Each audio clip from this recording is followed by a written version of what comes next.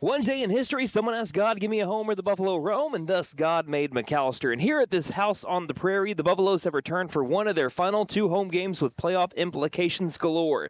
As for our first game of the night, the Tulsa Memorial Lady Chargers are in the midst of a four-game losing streak, looking to snap it and stay in the middle of the 5A4 standings. Meanwhile, the Lady Buffaloes have won 4 in a row, fighting for the 6th seed and even the chance at the 5 seed the Lady Chargers currently hold. A streak will end tonight. And which will it be? We're about to find out. Hello and welcome to the McAlester Activity Center, a.k.a. the MAC in McAlester, Oklahoma. I'm your voice of the Buffaloes, Brandon Green, alongside Chase McNutt, and you are tuned in to the Lady Buffalo pregame show here on KNED, 1150 AM, 98.3 FM on the KNED app, as well as at McAllisterRadio.com on the KNED tab. Video streaming on the McAlester Radio YouTube channel. And tonight we have the Tulsa Memorial Lady Chargers and your McAlester Lady Buffaloes. Partnered, the Lady Buffaloes are winners of 6 of their last 7 now. They have won 4 in a row, something that they haven't done since the 2022-2023 season. If they can continue this hot streak that they've been on, they might surprise the team in the regional tournament. But first, they're looking to get themselves into a favorable regional, and winning tonight is vital in doing so. Yeah, it's been a lot of fun to see how well these girls have been playing, considering I missed a decent chunk just of that middle part of the season. But now to be here, a part of this winning streak, being here with you, getting to see it and call it, it's been a lot of fun. And as you mentioned, major implications tonight. Yep, the Lady Buffaloes are 6-11. They started off the season 0-10, and since then they have been just rolling like you're rolling down a hill. The Lady Buffaloes had a slow start in the first half due to the turnover bug when they took on Tulsa Edison last Friday, but once they exterminated that bug, it was pure domination, winning 59-24 over Tulsa Edison to get their first road district win, their 6th win in 7 games, and as we mentioned, their 4th win in a row for the first time in a couple of seasons. Despite 15 first-half turnovers, the Lady Buffs still led 23-13 at halftime. However, they cut that number down to 9 in the second half and outscored the Lady Eagles 36-11. The Lady Eagles did not score for the final 6 minutes of the game. McAlester went 37% from the field to Edison's 19%, holding the Lady Eagles to a season low for a McAlester opponent by 6 points. In fact, Rylan Lesnow tied Edison herself. Yeah, looking at Lesnow, she had a career-high 24 points on 54% shooting. She had 13 rebounds for another double-double for the sophomore. Right behind her, Avery Alberson had a new career high, getting into double digits for the first time in her career. The senior also had 7 rebounds and 3 steals. She has recorded 3 or more steals in 5 of the last 6 games.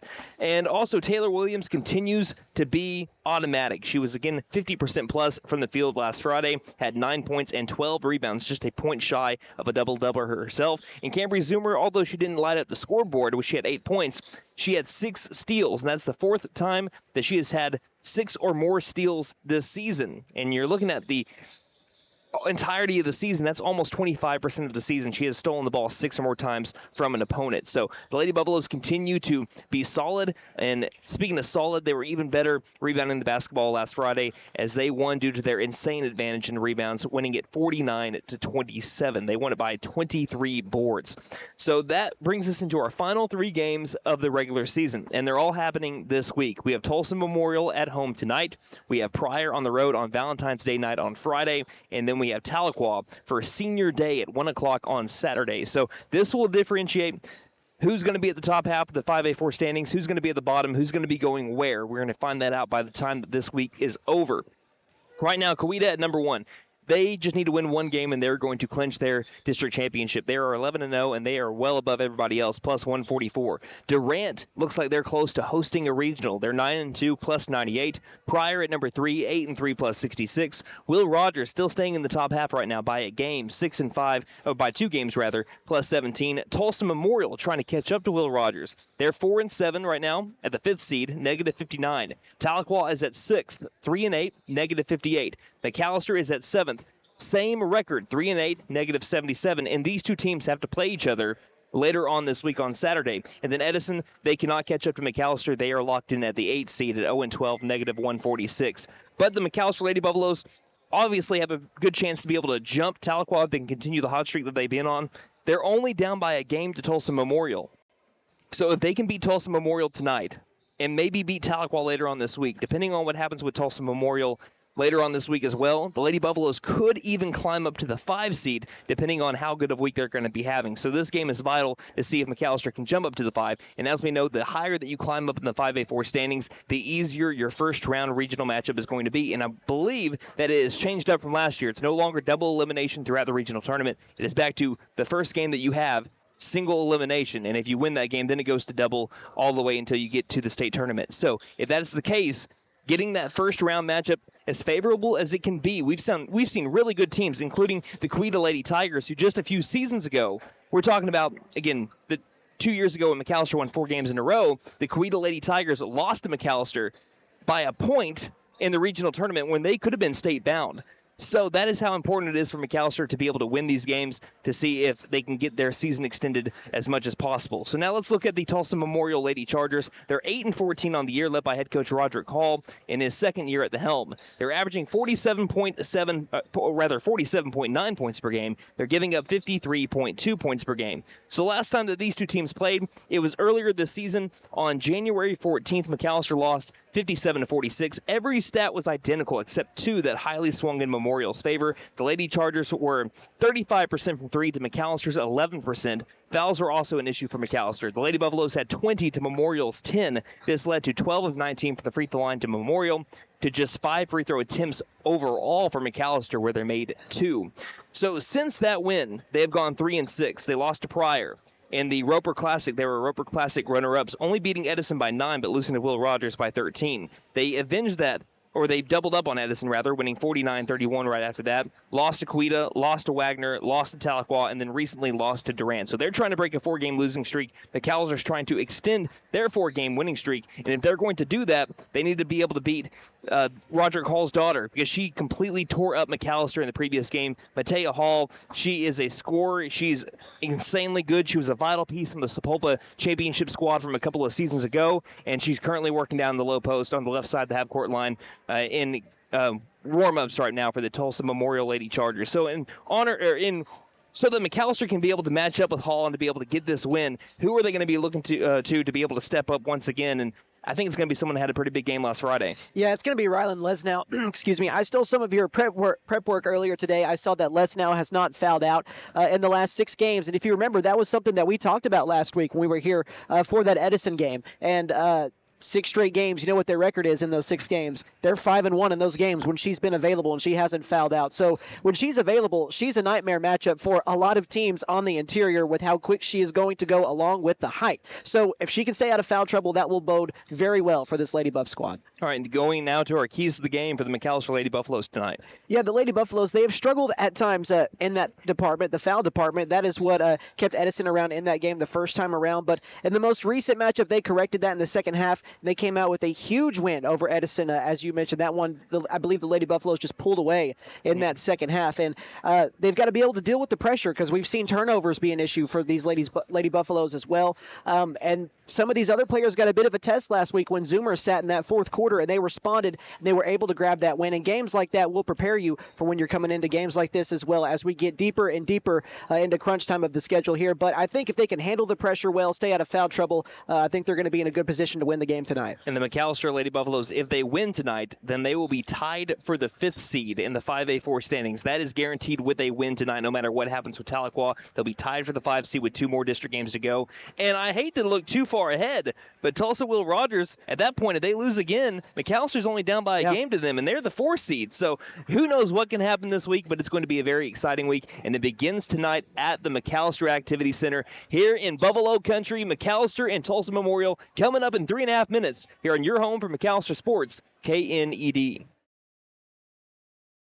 Running into an old friend is nice. Running into a total stranger, well, not so good. Now, you don't need help from Buck Wilson Frame and Body Shop for those greetings with friends, but if you have one of those unwanted encounters with a stranger, give Buck Wilson a call at 918-423-3161. They are expert craftsmen, specialists. They can straighten out your situation. Buck Wilson Frame and Body Shop, 103 East Oklahoma, McAlester. Again, call 918-423-3161.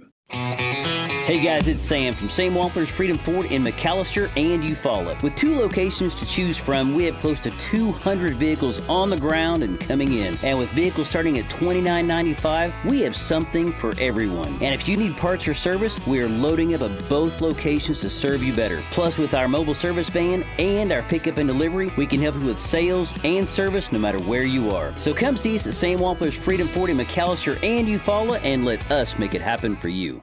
So, checking accounts. There seems like a ton to choose from, right? I was looking for one that didn't charge monthly fees, with bounce protection, and had mobile banking. I found the Bank NA. The Bank NA has been voted #1 for 10 years in a row in the McAlester News Capital's Reader's Choice Awards. The bonus is that they're local, so the money stays in town. Call 918-423-2265 or go in to find what you need in checking options. The Bank NA. Strong, secure, and ready to loan. Member FDIC, Equal Housing Lender.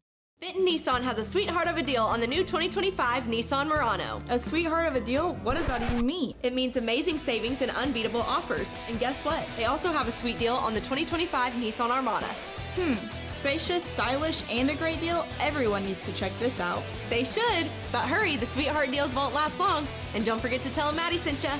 Fitton Nissan is your best deal dealer. Shop us online now at fittonnissan.com. Don't let heating and cooling issues break your heart this February. At Freeze and Flare Heat and Air, we know there's nothing worse than dealing with an uncomfortable home. Whether you're trying to stay warm on a chilly night or beat the heat on an unseasonably warm afternoon, our expert team is here to make sure your system is running perfectly. Show your HVAC system some love this month, and let us ensure you stay cozy, comfortable, and carefree all season long. We are licensed, bonded, and insured. Mechanical license number 001444485. The largest used car sales event of 2025 is here. Patriot Chrysler Dodge Jeep and Ram in McAlester makes it easier than ever to trade up and upgrade. Hundreds of used cars, trucks, and SUVs marked down to sell. No reasonable offer refused. Bring us your tax return and Patriot will double it toward your purchase or down payment. Vehicles $99 down and $199 per month. Interest rates as low as 1.9% APR. Get to Patriot Chrysler Dodge Jeep and Ram in McAlester.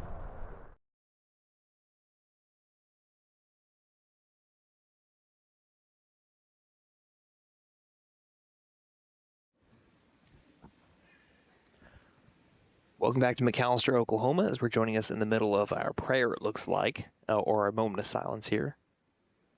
And I think we're just about ready to go for the national anthem.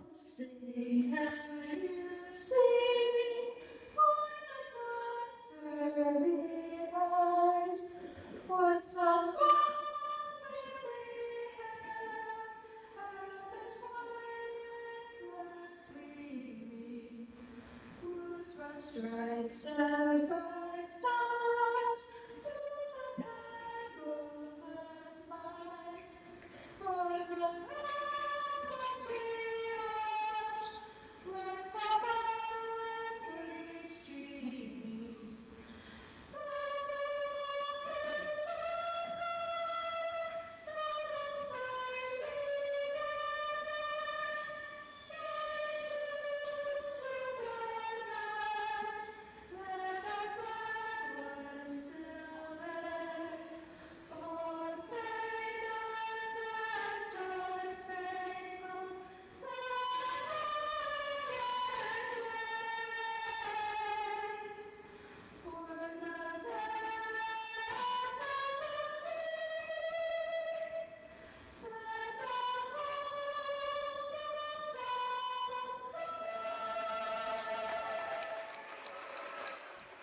All right, let's roll. You know how awkward it is to whisper in a quiet gym? I was trying to hold back my laugh there. Yeah, we were just coming out of commercial break. Again, they had a minute left on the scoreboard here, and as it rolled down to 0, all of a sudden we're about to have our national anthem. But it has now been completed, and we're about ready for basketball here in McAlester, Oklahoma. And if you're listening right now, driving home from work, or maybe you turned it on thinking, I'm not going to come out tonight, this is the second to last home game of the regular season. Not just the regular season, the second to last home game, period, for McAlester basketball. So if you have not made it to a game, tonight's a great night to do it. It is also pink out night tonight in the 7-4-501. So be able to bring your pink. So Let's go ahead and let's start off with our starting lineups for the Tulsa Memorial Lady Chargers. Starting off with number 12, Zakiah Germany, the 5'9" forward senior. Number 3, Jalen Doan, the 5'2" junior guard. Number 23, Trinity Germany, the 5'7" junior guard. Number 21, we mentioned her in the pregame show, Matea Hall, the 5'9" senior guard. And number 25, I believe, which would be, Ava Sego. She's number 24. So Ava Sego, the 6-foot-tall post player, sophomore for the Lady Chargers. Now for the McAlester Lady Buffaloes, 6-11 on the season, led by first-year head coach Courtney Bashirs. By the way, Lady Chargers led by, again, Roderick Hall in his second year with the squad. The Lady Chargers wearing their road black-on-black uniforms with the white numerals on the front and back, and Memorial in blue across the front and down the sides.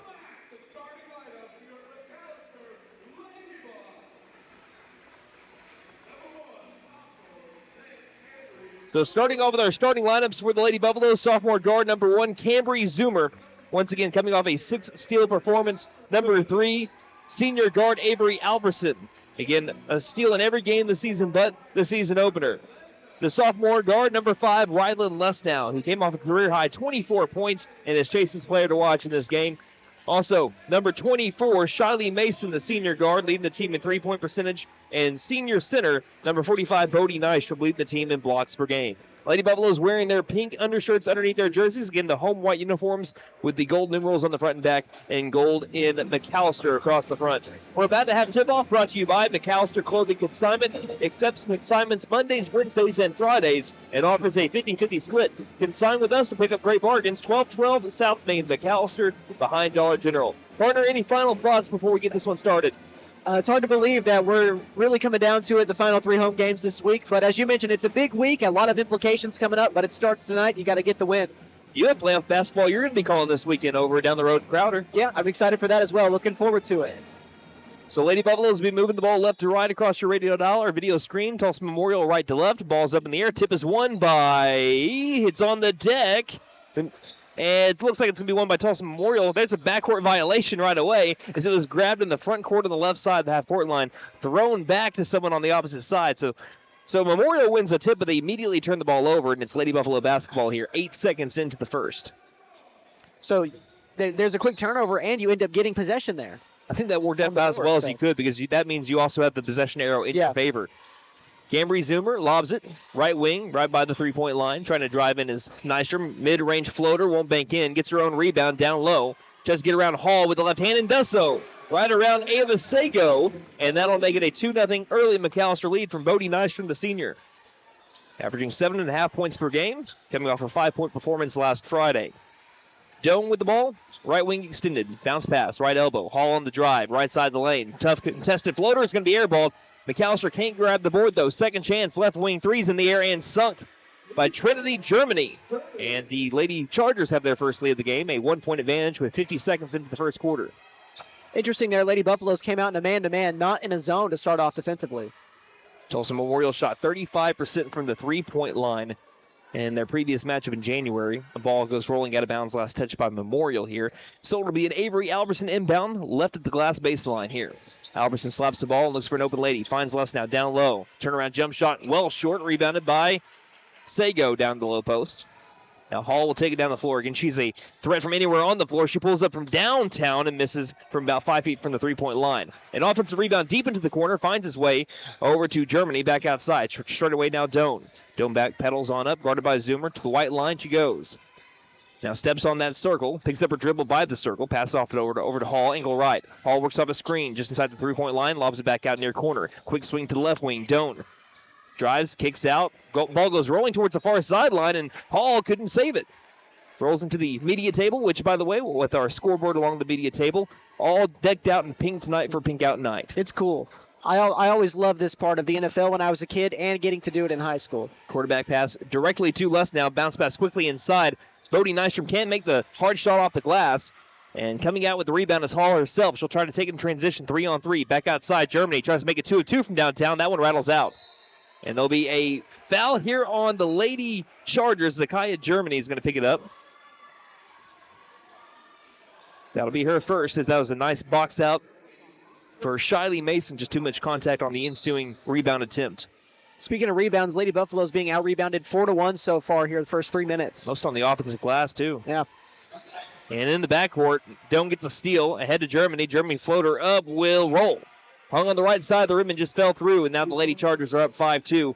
And Coach Roderick Halls wanted to keep the pressure up after that last turnover.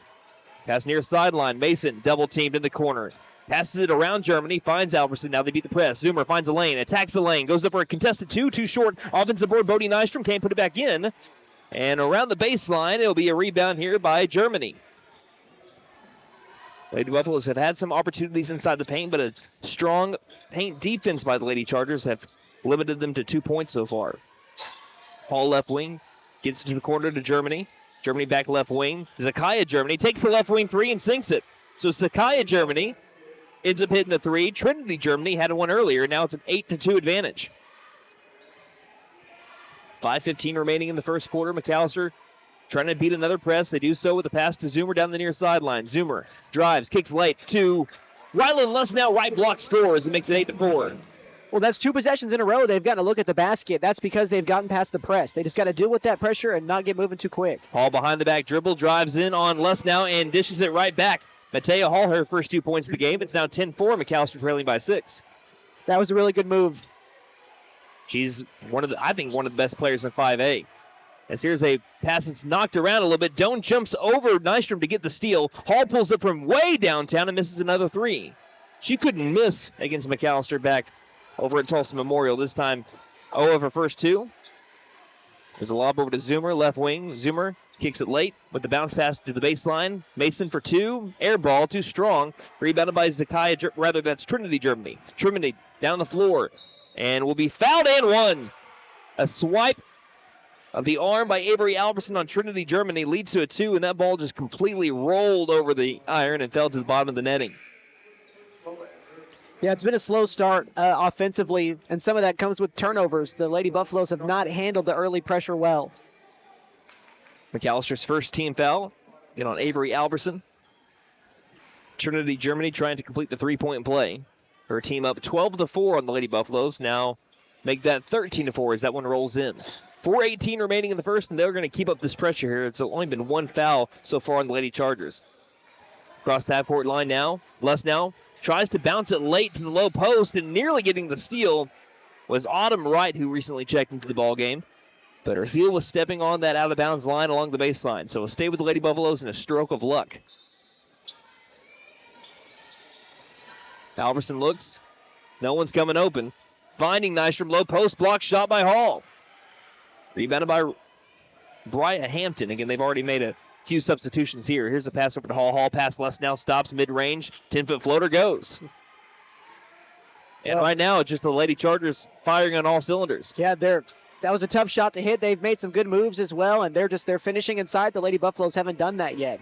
15-4. Long pass. Almost intercepted, now taken by Zakaya Germany. Turnover's been a problem. McAlester cannot beat the press right now.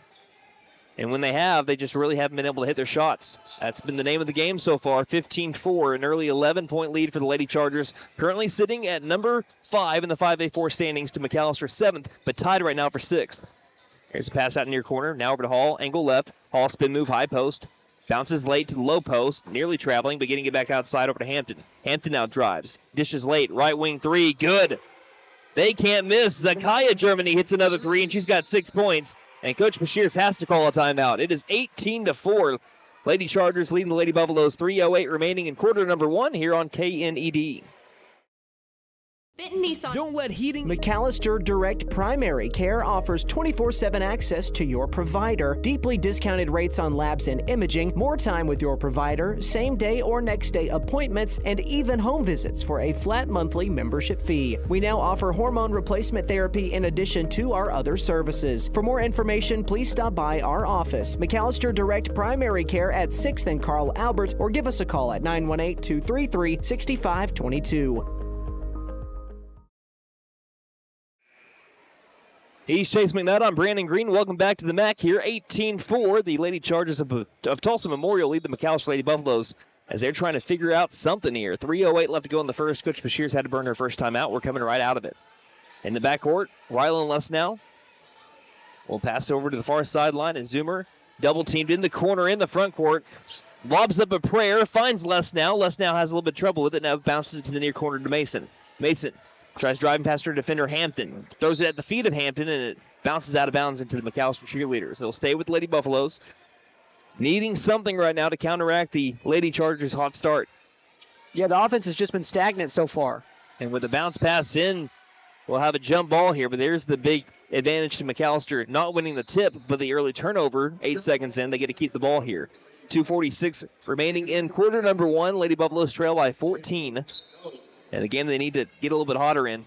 Inbound near corner, Zoomer. Overhead pass to the low post. Lesnow draws contact, and she got it. That is the spark that you needed, courtesy of Rylan Lesnow. She shoots, she scores right this way to the charity stripe. This trip to the free throw line brought to you by Big V Feed Center. For your animals' needs plus winter feed booking prices, call 918-426-1951, like a shot in the arm.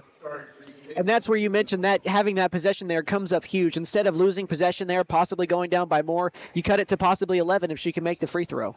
Lesnow's free throw attempt is good. She was 10 of 10 from the free throw line, leading to a career-high 24 points last Friday in Tulsa against Tulsa Edison. She had the same amount of points as her entire opposition. The Lady Buffaloes won, and there's an offensive foul. Yeah. Sago applied an elbow, really just extended the arms on a screen, and that'll be her first, team third. But yeah, the Lady Buffaloes outscored the Lady Eagles last week 59-24, and as I mentioned, Lesnow had 24 points herself. 18-7, and Lesnow here currently was not looking. She was trying to go baseline as Zoomer was thrown into the right wing area, and it sailed straight into the Tulsa Memorial bench. And you know what's interesting on Lesnow, you mentioned she had the 24 on Friday. That was coming off, the 19 and 16 game she had against Edison earlier that week. She's on a different planet here, and we have a double dribble in the front court, so we're just trading turnovers right now. Yeah, tried to make a pass and then kind of stopped halfway through, and it ended up her just grabbing and dribbling again. I want to say one more thing. Again, we mentioned over her last 6 games, Lesnow not fouling out. She's been averaging about 14 points per game during that span. Right wing, Alberson. Bounce pass to Lesnow, right wing. Bounce passes now baseline. Williams for 2, nothing but net. Taylor Williams continues her hot streak, shooting 58% from the field over her last 7 games. She gets her first 2 points right off the bench. The Lady Buffaloes have now cut it to a 9-point game, doubled the score of what they currently have, 18-9. 1:55 left in the first. Doan lobs inside the perimeter. Right elbow. Hall pump fakes. Lost control of the ball. Zoomer's got a steal deep in the corner. Bounce pass to Nystrom. Nystrom back to Zoomer. Zoomer quickly down the near sideline. Shovel pass. Dangerous pass, but looked like it's going to be last touch by Zoomer. I don't know how they didn't touch a Lady Charger as they were going to steal there. I think it just went split in the legs there and went into the arms of Coach Harmon in the hallway. We'll see if there's a kind of a discussion just in between quarters, but Zoomer already with 3 turnovers here in the first quarter. 90 seconds left in the first. Pop and shot right. Elbow 2 won't go. Lesnow with the rebound. In traffic. She's able to get out of the thick of it and hand it back to Zoomer. Zoomer surveying the field. Looks inside. No one's there. Dribbles to the right elbow. Now pass in. Baseline. Nystrom can't get the shot to go. She's struggling so far from the low post. That's the most open shot she's had, but again, just directly along the baseline. Had no backboard to work with there. 1:09 left in the first. Lady Buffs have also switched to a zone. They were in a man for about the first 5-6 minutes of this quarter as well. Doan back to Trinity. Again, Zakiah and Trinity both on the floor right now. Currently, Zakiah now with the ball. With the left elbow feed, she'll get the 2. Too strong with the shot. Rebounded by Williams. 51 seconds left in the first. Quickly, the ball gets across the half-court line into the arms of Avery Alberson. Pass high post. Long 2 by Nystrom will rattle home. Well, says if I'm struggling from the low post, let's just shoot it from up near the 3-point line. It makes it 18-11. 7-0 run as well for the Buffaloes. All sparked by that and one by Rylan Lesnow about a minute and a half ago. 30 seconds left. Here's a shot that was blocked, I believe, from behind by Avery Alberson. Rebounded by Zoomer. Zoomer was pushed along the near sideline. Or no. Yes, we have a push. Now, I didn't see a foul get called, though. I think it was knocked out of bounds. Last touch by a Lady Charger. And that was kind of out of our viewpoint. 23 seconds left in the first. McAlester trying to cut the deficit. Now to possibly 5, maybe even 4 here. Left wing, Zoomer into the corner. Wide open 3. Avery Alberson off the back iron. Long bounce. Finds its way into the arms of Coach Hall. Last touch by Trinity, Germany. 11 seconds left in the first for McAlester to make a little bit more noise. Now side inbound, finds Albertson, quick pass to Zoomer. Zoomer, hard foul as she goes up with the 2, mid-range. She'll hit the deck and have 2 free throw attempts on the way. Zoomer, a team-leading 77% free throw shooter. That looked identical to the play that they won on the inbound on the left side of the floor last week against Edison. Identical. The pass to the three-point line, the backdoor cut pass leading to a layup. It's a play that works. First free throw made, just flip it. I think even the same inbounder. Yeah, I think it was less now that inbounded the basketball too. So Zoomer hits the first one. Second one in the air. That one spins out. It was halfway down the hoop, spun out. Rebounded by the Lady Chargers, 5 seconds left. Trinity across the half-court line to Doan. Right wing, pass to the near sideline, sails out of bounds with 0.9 seconds. Probably not enough time to get a shot off here. We'll see what we can do, though. With it being a 6-point Tulsa Memorial advantage. Lob in to Zoomer, and there's the buzzer. So after 1 quarter of play, McAllister's been able to pull it back to a 6-point game. 18-12 our score on a 8-0 run by the McAlester Lady Buffaloes. We'll take a 60-second break and return here at the MAC on KNED. Stipe Law Firm, your first call when the unthinkable strikes. For over 80 years. We focus on wrongful death, personal injury, truck and oil field accidents, insurance bad faith, probate, end-of-life preparation, and Social Security disability claims. We are here to advocate for you in all of your legal needs. We are a full-service law firm with over a century of experience representing Oklahomans across the state professionally and discreetly. We win our cases in courtrooms, not on social media. Call today, 918-423-0421, or go online to stipelaw.com. Running into an old friend is nice. Running into a total stranger, well, not so good. Now, you don't need help from Buck Wilson Frame and Body Shop for those greetings with friends, but if you have one of those unwanted encounters with a stranger, give Buck Wilson a call at 918-423-3161. They are expert craftsmen, specialists. They can straighten out your situation. Buck Wilson Frame and Body Shop, 103 East Oklahoma, McAlester. Again, call 918-423-3161.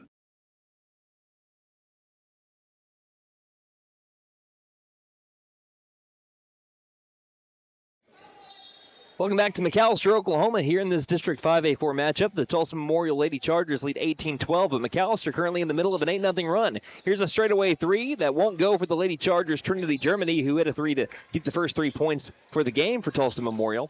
That rolls out of bounds, last touch by the right hand, Trinity. And it'll now be Rylan Lesnow inbounding it to Cambry Zoomer. Also on the floor, Avery Albertson, Taylor Williams, and Bodie Nystrom. Far sideline, Lesnow with the ball. Bounce pass underneath the basket to Zoomer. Zoomer lobs it back, almost stolen by Hall. Lesnow gets it back. Lesnow across the timeline, passing to the corner.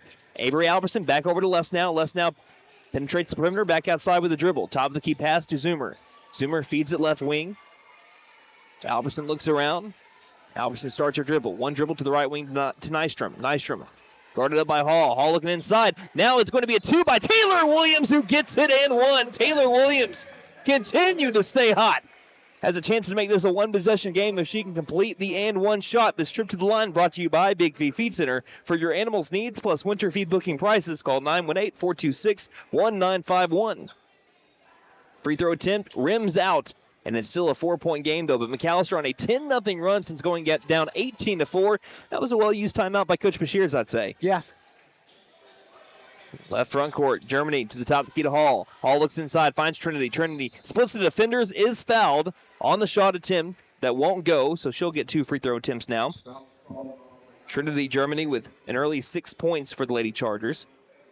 Tied for the team lead in points with Sakaya Germany. The biggest thing I've noticed on this run here is the defense as she misses that first free throw. But it's just that ever since they've switched to this zone, they have played a lot better against the shot. They're also rebounding better because I told you early they were down 4 rebounds to 1. I now believe it's 9-7. So they really have sewn that up a little bit, and I think the zone is helping. Second free throw is good, so that 10-0 run comes to an end, but McAlester still have scored 10 out of the last 11 points we've seen here. As Trinity now up to a 9-point total is what they show on the scoreboard here. 19-14, McAlester down by 5. Pass near sideline. Now looking down low for Williams. Williams low post, guarded well by Doan. Spin around jump shot won't go from the left block. Rebounded by the Lady Chargers. By the way, that foul earlier was on Taylor Williams. That's her first, team first. And here's another foul down the low post. Is this one going to be on Williams again as she hit the deck? I think so. No, it's going to be on Bodie Nystrom. Just her first, team second. More free throws here, though, for Matea Hall. And that's kind of hard to play defensively when you have a player coming down the lane, kind of out of control, not a lot you really can do. First free throw good for Hall. It's now a 6-point deficit for the Lady Buffaloes. In the Lady Chargers were a 63% free throw shooting team back in their game on January 14th. That second free throw rattles out. Williams has got the easy rebound. Feeds to Zoomer near sideline. Double team quickly. Tries to get around Hall and does so.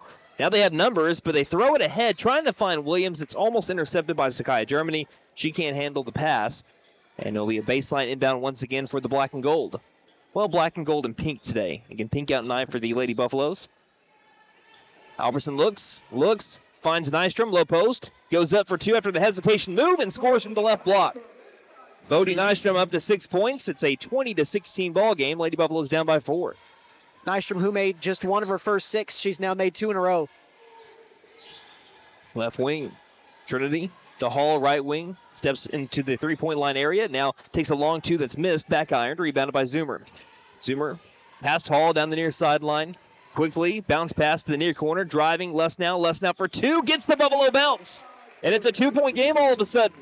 McAlester was on life alert when it was 18-4, and now they have pulled it back to a 1-possession game. Hall near corner, spin move, driving inside, fouled hard this time. There's no discussion about that. That will send Hall back to the free throw line for a chance to make this a 2-possession game again. Second consecutive foul on Bodie Nystrom. But again, defensively, it just goes back to the zone.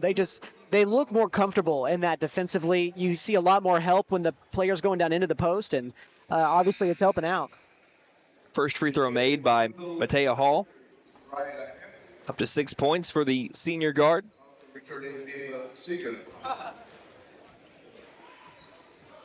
Down low to rebound should she miss.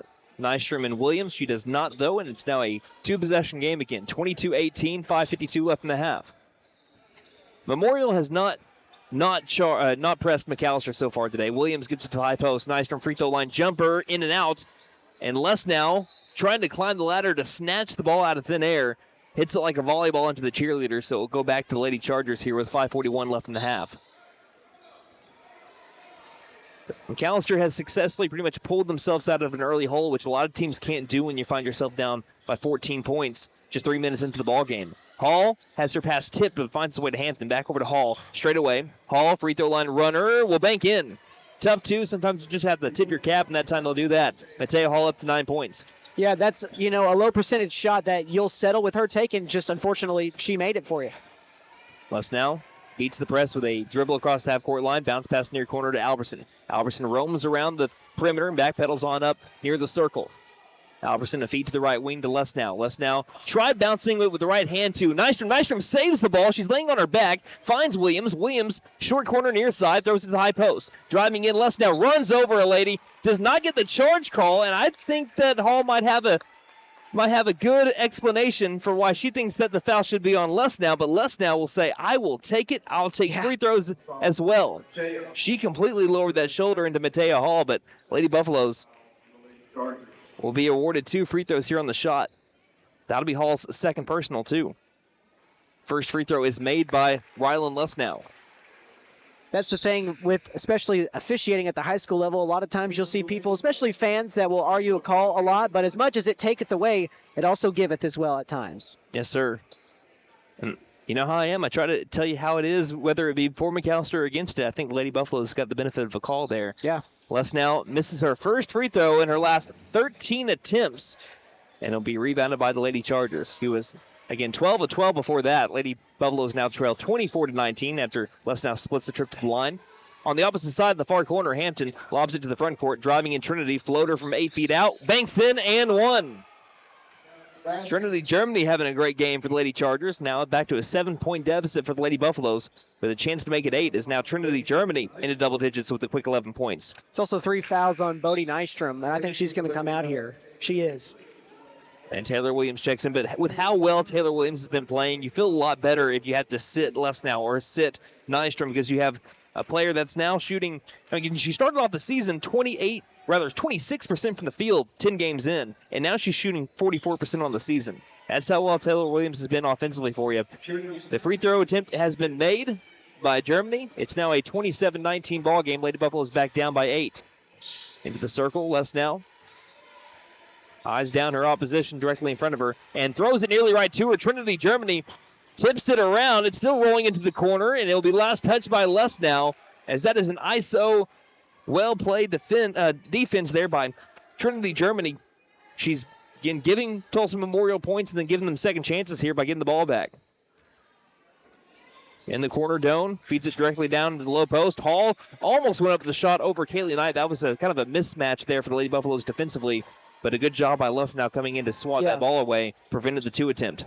Yeah, the help defense likely prevented this going back to a 10-point game. Lob out beyond the perimeter, stolen by Williams. Ahead to Les now. Les now gets run into by Sego. We'll see if there's a foul call first, and it will be, and that's the worst thing that you could have seen. It's going to be on Rylan Les now. Just her first, though. But I believe, that's the 4th team foul of the quarter for the Lady Buffs. So one more, and the Chargers are going to be shooting the rest of the way. Well, the rest of the quarter, that is. Well, they just put the 5th one up on the board, and I think... Unless we were missing one earlier. But that will say that's their 5th. No, the officials are checking it, saying that that's not a loose ball foul. They're saying that's an offensive foul, so no free throws here. But again, the Lady Buffaloes over the limit. 4:13 left in the half. That's right at 5 from what I counted here. So we're at the limit. 27-19, Lady Chargers leading, trying to go up by more. Hall driving up, 2 is up and missed, but another foul here. And as well as Lesnow's game started, as soon as that foul was called on Hall about 2 minutes ago, he's been having a rough minute and a half now. So my question, I guess I'll ask you, is that with 4 minutes left here in the second, do you ponder sitting Les now for the remainder, or do you just leave her out there? It's tough because this is a game where you're down 8 and you were down by as much as 14. I think you do. I think you'd leave her out there for now just because of what she can bring offensively for you. Because when you're down by 9, she was a big proponent, and when you're down by 14, getting it back to a 2-point game. Hall makes both of her free throws. Even though she's kind of struggled taking care of the ball in the last 60 or so seconds, she's someone you have to have out on the floor, especially when you have Bodie Nystrom with 3 fouls right now. Knight, near sideline, almost traveled, gets it to Les now. Les now trying to drive, and she's fouled on the way there. No shot attempt, but Trinity Germany was hanging on Rylan Les now in her drive attempt. That's only her first personal, though. Team 3rd. Baseline inbound coming up for Avery Albertson and the Lady Buffaloes in a 10-point deficit, 29-19. Bounce pass wide open. Rylan Les now off the right block. Easy like Sunday morning. 8-point game, 3:50 left in the half. And Coach Bashir's perfect play drawn up there for the Lady Buffaloes. Bringing it back to a single-digit deficit. Here's a right wing 3 by Doan that goes, and that was short-lived. 11-point lead now for the Lady Chargers as they've about built that lead back up. 3.5 minutes left in the half. Even with a make, though, I mean, as a coach, I feel like those are the shots you want them taken because you had a hand up, you had the contest, you're a good 3-4 feet beyond the line, and there's just a better offensive play there. They were 35% from 3 a month ago. They're 50% from 3 currently, 4 of 8. Right wing, Les now. Bounce pass, Williams. Baseline jumper on the way, too strong. Hall's got the rebound on the other side of the glass. Hall down the floor, bounces it ahead to Doan. Doan on the drive, left alone. That can't be a foul.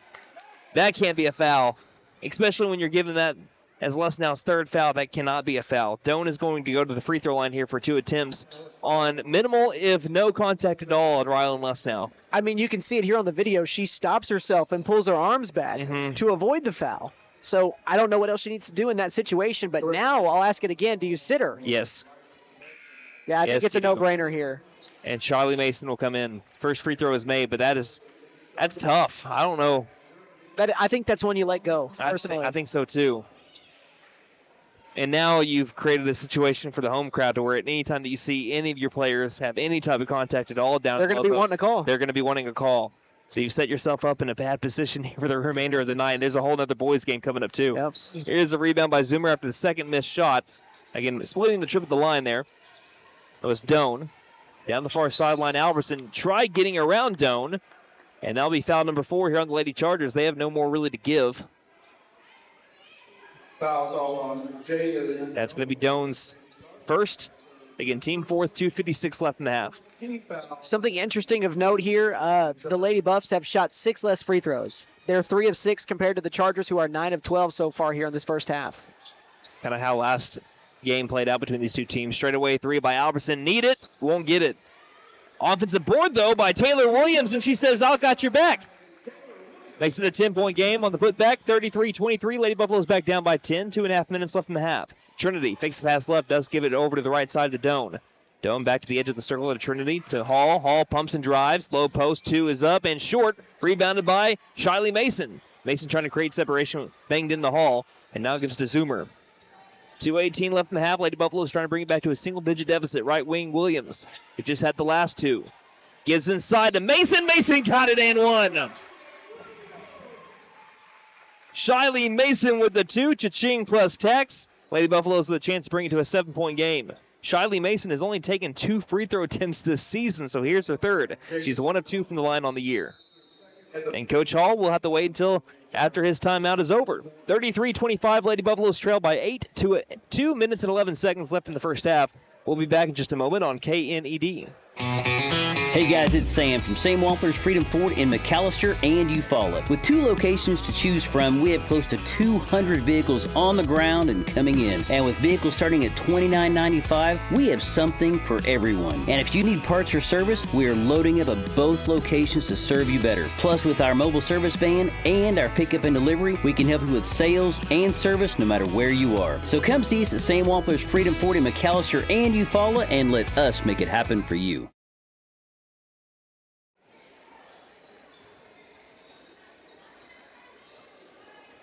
2:11 left in the first half. Shiley Mason was hacked on a made 2-pointer from the right block. She has a chance to make it a 3-point play here. 33-25, Lady Chargers leading the McAlester Lady Buffaloes. Welcome back to the action. 2:11 left in the first half. Mason's right-handed free throw shot. Nothing but net. She's now 2 of 3 from the line on the year. And the Lady Buffaloes have brought it back to a 7-point ball game. McAlester wanting to press a little bit here. Showed a little bit of pressure on Doan. Here's a pass across the half-court line. And now feeding it to a trailing number 5, Autumn Wright, was too high. Couldn't climb the ladder to bring it back down, and it's a turnover on the Lady Chargers.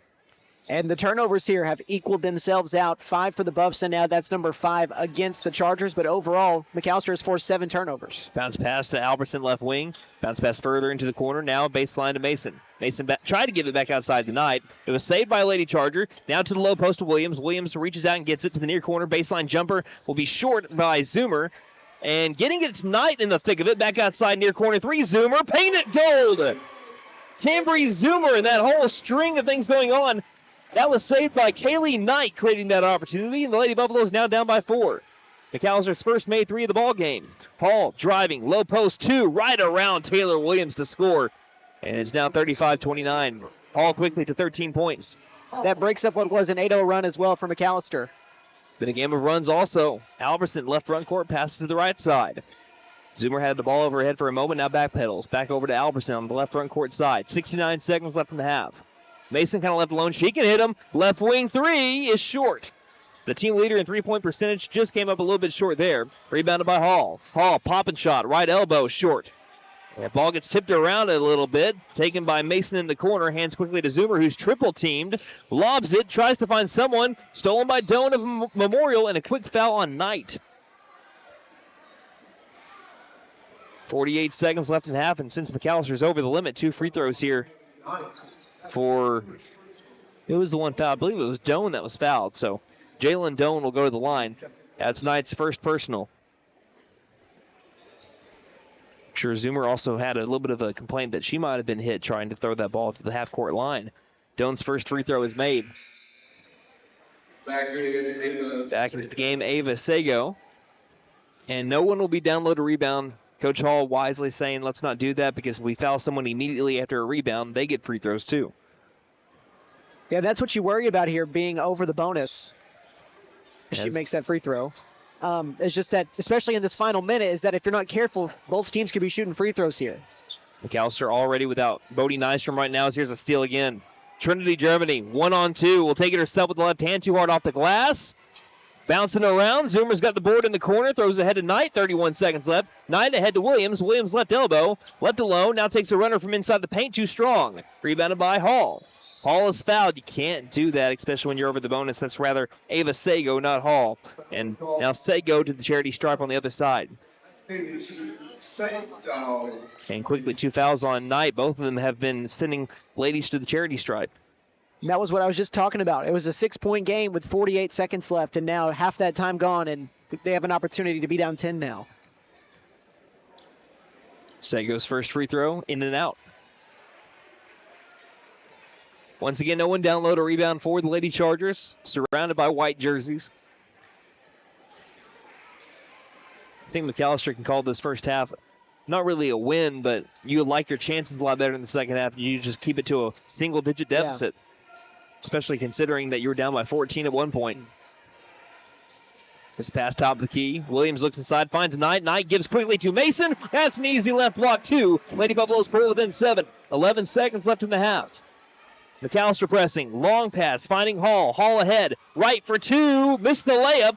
Gets a rebound back. Baseline jumper short. 2 seconds left. Trinity Germany reverse layup won't go. And the Lady Buffaloes keep it at a 7-point game at the break. 38-31. The Tulsa Memorial Lady Chargers lead the Lady Buffaloes by 7. As we get ready for our halftime stats in just a moment. You're listening to McAlester Lady Buffalo Basketball here on KNED.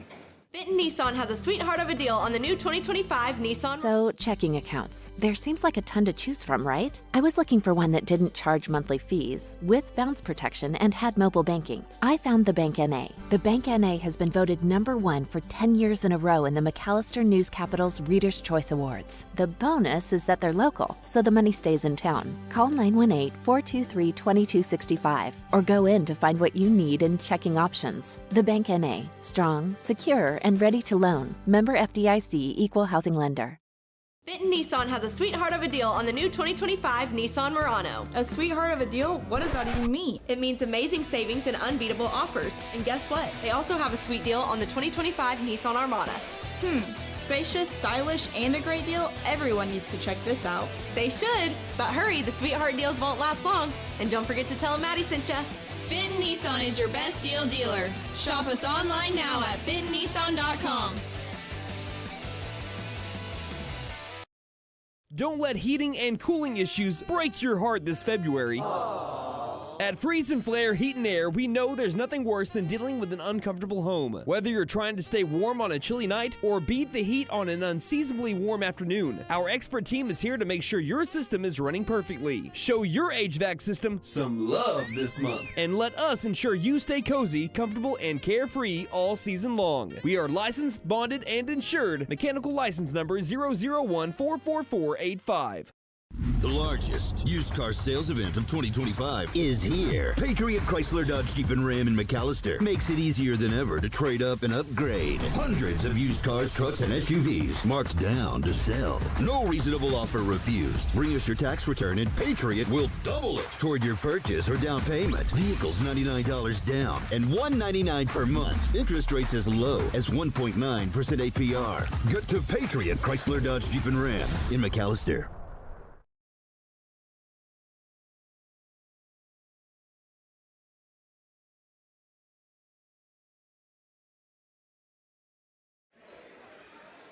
At the break, the McAlester Lady Buffaloes, as they're now doing Chuck Duck here at the MAC, and the McAlester Lady Buffaloes trail 38-31 to the Tulsa Memorial Lady Chargers. It is number 5 against number 7 in the 5A4 standings. McAlester still with the chance to get to the 5 spot.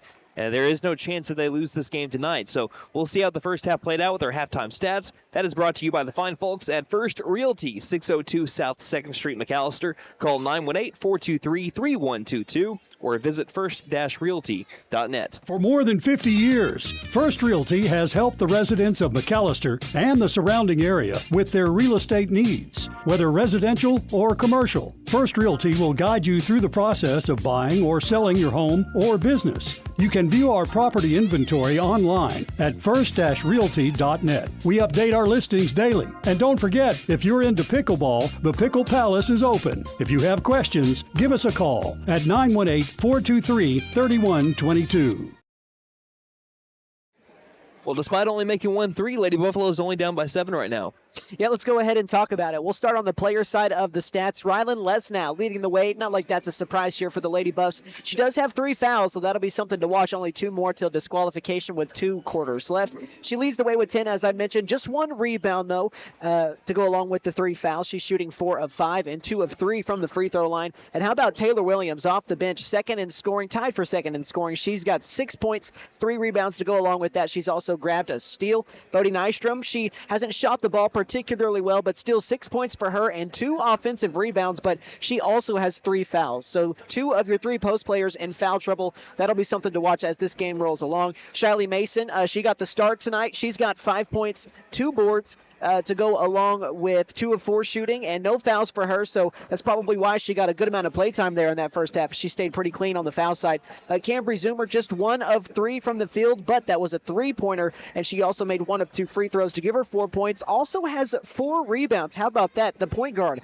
has the most rebounds for the Lady Buffaloes right now through the first 2 quarters. She has a steal, but also has kind of struggled with ball security here in that first half. She has 4 turnovers so far. Let's go ahead and we'll also add in really quickly that Kaylee Knight also has an offensive rebound, and Alberson has played, but she's only grabbed a steal so far. Or a block, I beg your pardon. I want to mention this about Cambry Zoomer. You mentioned that she's the team leader in rebounds right now. At one point, she was the team leader in rebounds for the season. She's 3rd on the team in rebounds, and she's only 0.2 rebounds away from being 2nd.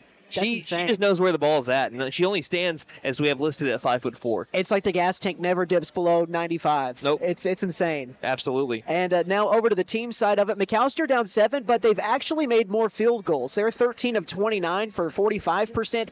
The Lady Chargers are 11 of 24 for 46%. But the difference is the 3-pointers. We've made 2 more shots, but we've made 3 less 3-pointers as well, and then free throws as well, but I'll get to that. But we are 1 of 4 from the 3-point line, which is a 25% clip. The Lady Chargers are 4 of 8. That is a 50% clip. And then the free throw discrepancy, I talked with you about this a little bit over the break, but McAlester just 4 of 7. That is 57%. Tulsa Memorial is 12 of 16. So they've shot double and then some more compared to what the Lady Buffaloes have shot so far. Considering the fouls, it's 10-9 so far. So it's been one of those games so far, and I know that you mentioned it's kind of reminiscent of the last time these teams played. Yeah, because the last time that these 2 teams played, Tulsa Memorial had 7 more made free throws than McAlester had free throw attempts. Yeah. McAlester was 2 of 5, and Lady Chargers, which were 12 of 19. It's the same thing here. Again, more makes than we have attempts. And on the rebound side, we're losing it on the rebound battle, 13 to 16 so far. So it got a bit closer. It started up, we were down, I believe, 4-0, and then we made it 9-7, and things have kind of stayed right around there. And the fouls, as I mentioned, it's 10-9,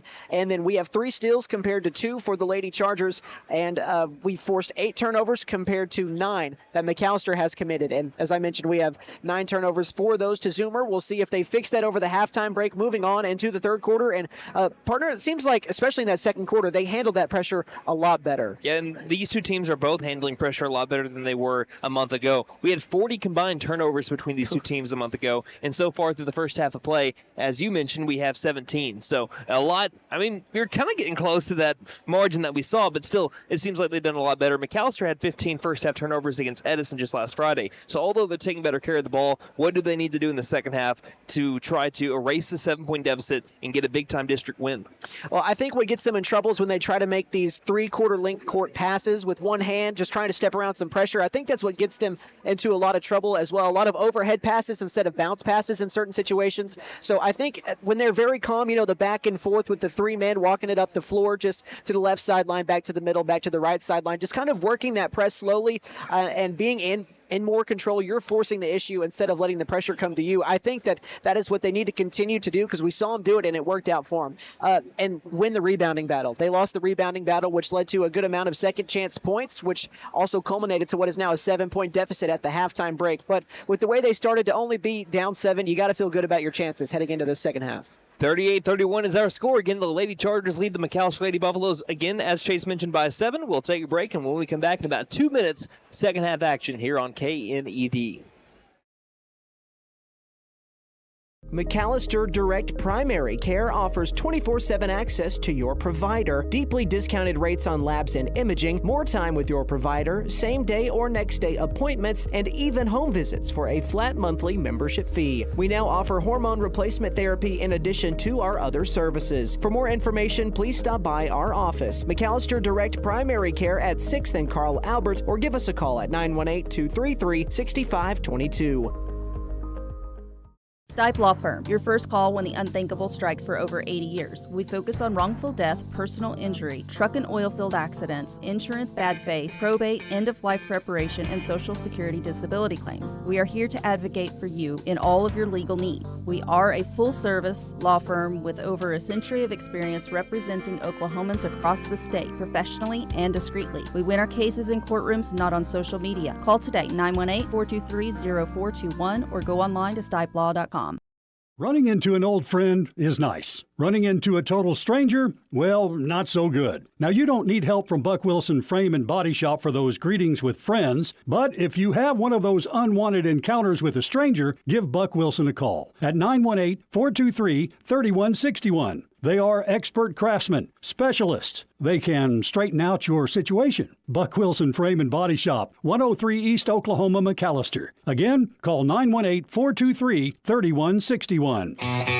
Hey guys, it's Sam from Sam Wampler's Freedom Ford in McAlester and Eufaula. With 2 locations to choose from, we have close to 200 vehicles on the ground and coming in. And with vehicles starting at $29.95, we have something for everyone. And if you need parts or service, we are loading up at both locations to serve you better. Plus, with our mobile service van and our pickup and delivery, we can help you with sales and service no matter where you are. So come see us at Sam Wampler's Freedom Ford in McAlester and Eufaula and let us make it happen for you.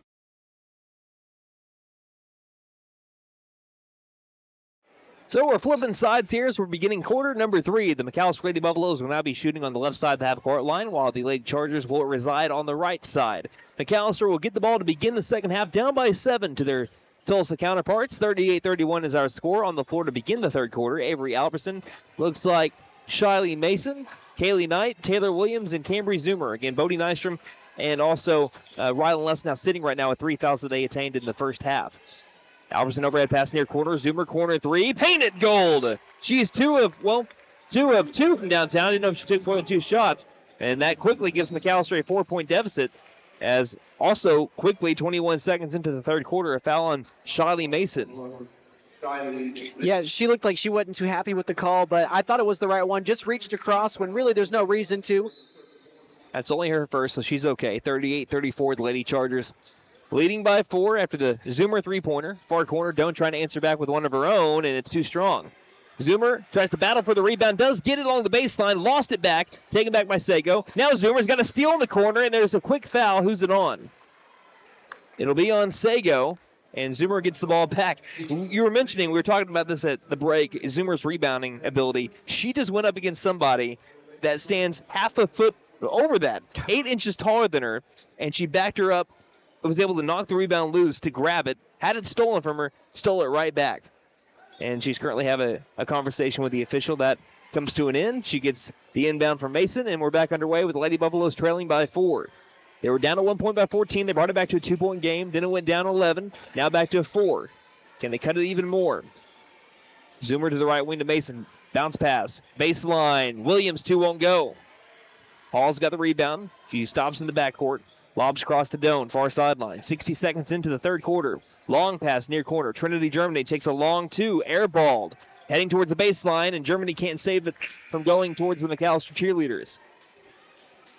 Les now checking back in, this time for Shiley Mason. And that is kind of some of the things that I talked about in the first half. Forcing those shots like that, kind of a dribble pull-up with a hand interface, you'll take those shots all day if you're Coach Bashirs, because that's good defense and that's a tough shot. Zoomer passing on to the McAlester logo, right wing, cross-court pass to Knight, left wing. Knight bounce pass high post. Les now residing along the left elbow, trying to drive into the paint. Contested 2, won't go in. Hall's got the rebound. Knight's got to be careful. She was almost picking up her 3rd foul there with a gentle push to Matea Hall. Hall grabbed the ball. She was trying to cross the half-court line. That's going to be an over in the back. Backcourt violation on Matea Hall.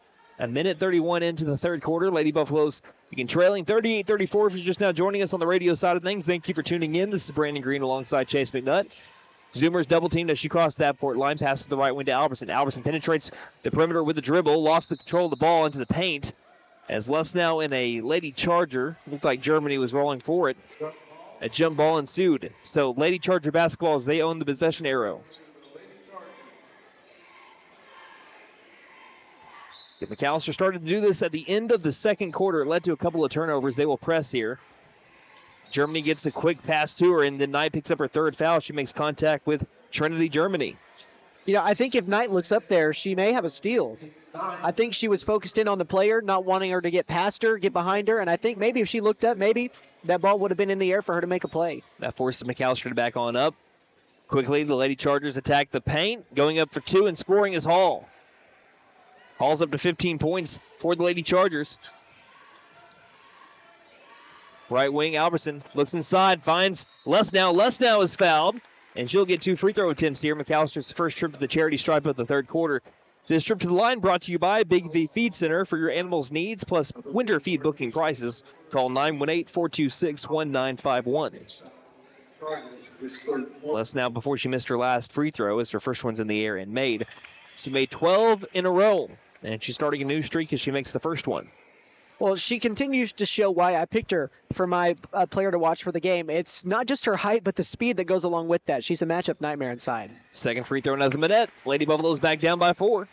McAlester wants to press. Doan with the inbound. Back to Germany. Germany lobs to Hall near sideline. Hall takes it across the half-court line and a quick pass to Wright. Wright gives it to Doan. Long two from the left side, short. And Albertson tips it to Zoomer, who gets the board. Zoomer down the floor, 2-on-3. Now 3-on-3, lobbing inside, trying to find Williams, well guarded by Hall. Hall's got the steal. Now she wants to apply a little bit of pressure here. Driving coast to coast, stopping. Block shot by Lesnow, rebounded by Williams. That was one-on-one block shot in transition by Lesnow. Passing ahead now, Albertson, right wing, bounce pass back to Zoomer. Zoomer in through the thick of it, can't score. Lesnow low post has the rebound. Second chance opportunity for the Lady Buffaloes down by 4. Cross-court pass to Zoomer. Angle right 3 on the way. Painted gold!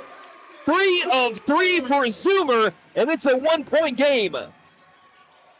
When she's hot, she's hot. 40-39. She had 32 points earlier this year against the Ada Lady Cougars. And she's up to 10 right now. Hall, a wild two, goes off the side of the backboard as she tried drawing contact. Coach Roderick Hall, her dad, was wondering where the foul was at, does not get the whistle. So McAlester with a chance to take their first lead of the ball game. And I think a little bit of that is because she was out of control, kind of something we talked about in that first half. Did not get the call that time, though. Want to take it back. This could be their second lead of the ball game. They scored the first 2 points. After that, it was all Tulsa Memorial for a majority of the game. Straight away, Zoomer looks inside, has to backpedal on up, guarded by Doan. Again, Memorial looks like they're in the man-to-man defense, right wing to Knight. Knight looking inside. A lot of moving parts, back to straightaway Mark.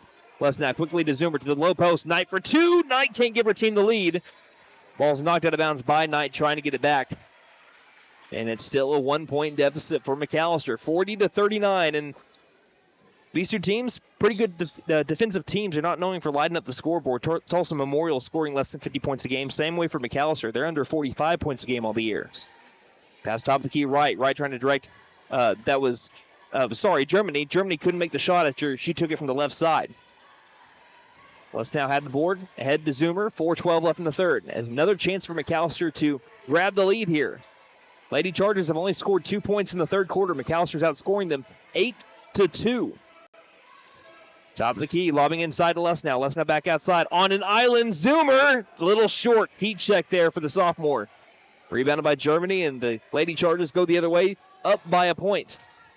That was a great play, though. You set up one of your better shooters on the floor with a wide-open 3, and just unfortunately didn't fall that time. Pass inside, read like a book by Taylor Williams. Ahead to Zoomer. Zoomer's ahead of everybody. She has a stroll through the park and will score. McAlester takes their second lead of the ball game, and their first one since they went up 2-0.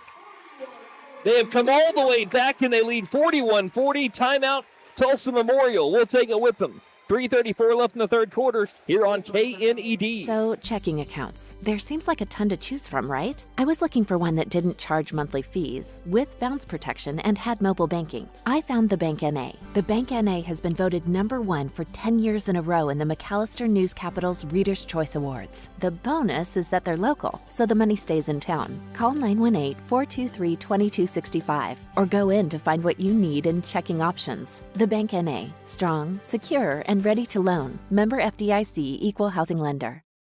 Vinton Nissan has a sweetheart of a deal on the new 2025 Nissan Murano. A sweetheart of a deal? What does that even mean? It means amazing savings and unbeatable offers. And guess what? They also have a sweet deal on the 2025 Nissan Armada. Spacious, stylish, and a great deal. Everyone needs to check this out. They should, but hurry, the sweetheart deals won't last long. And don't forget to tell them Maddie sent ya. Vinton Nissan is your best deal dealer. Shop us online now at vintonnissan.com.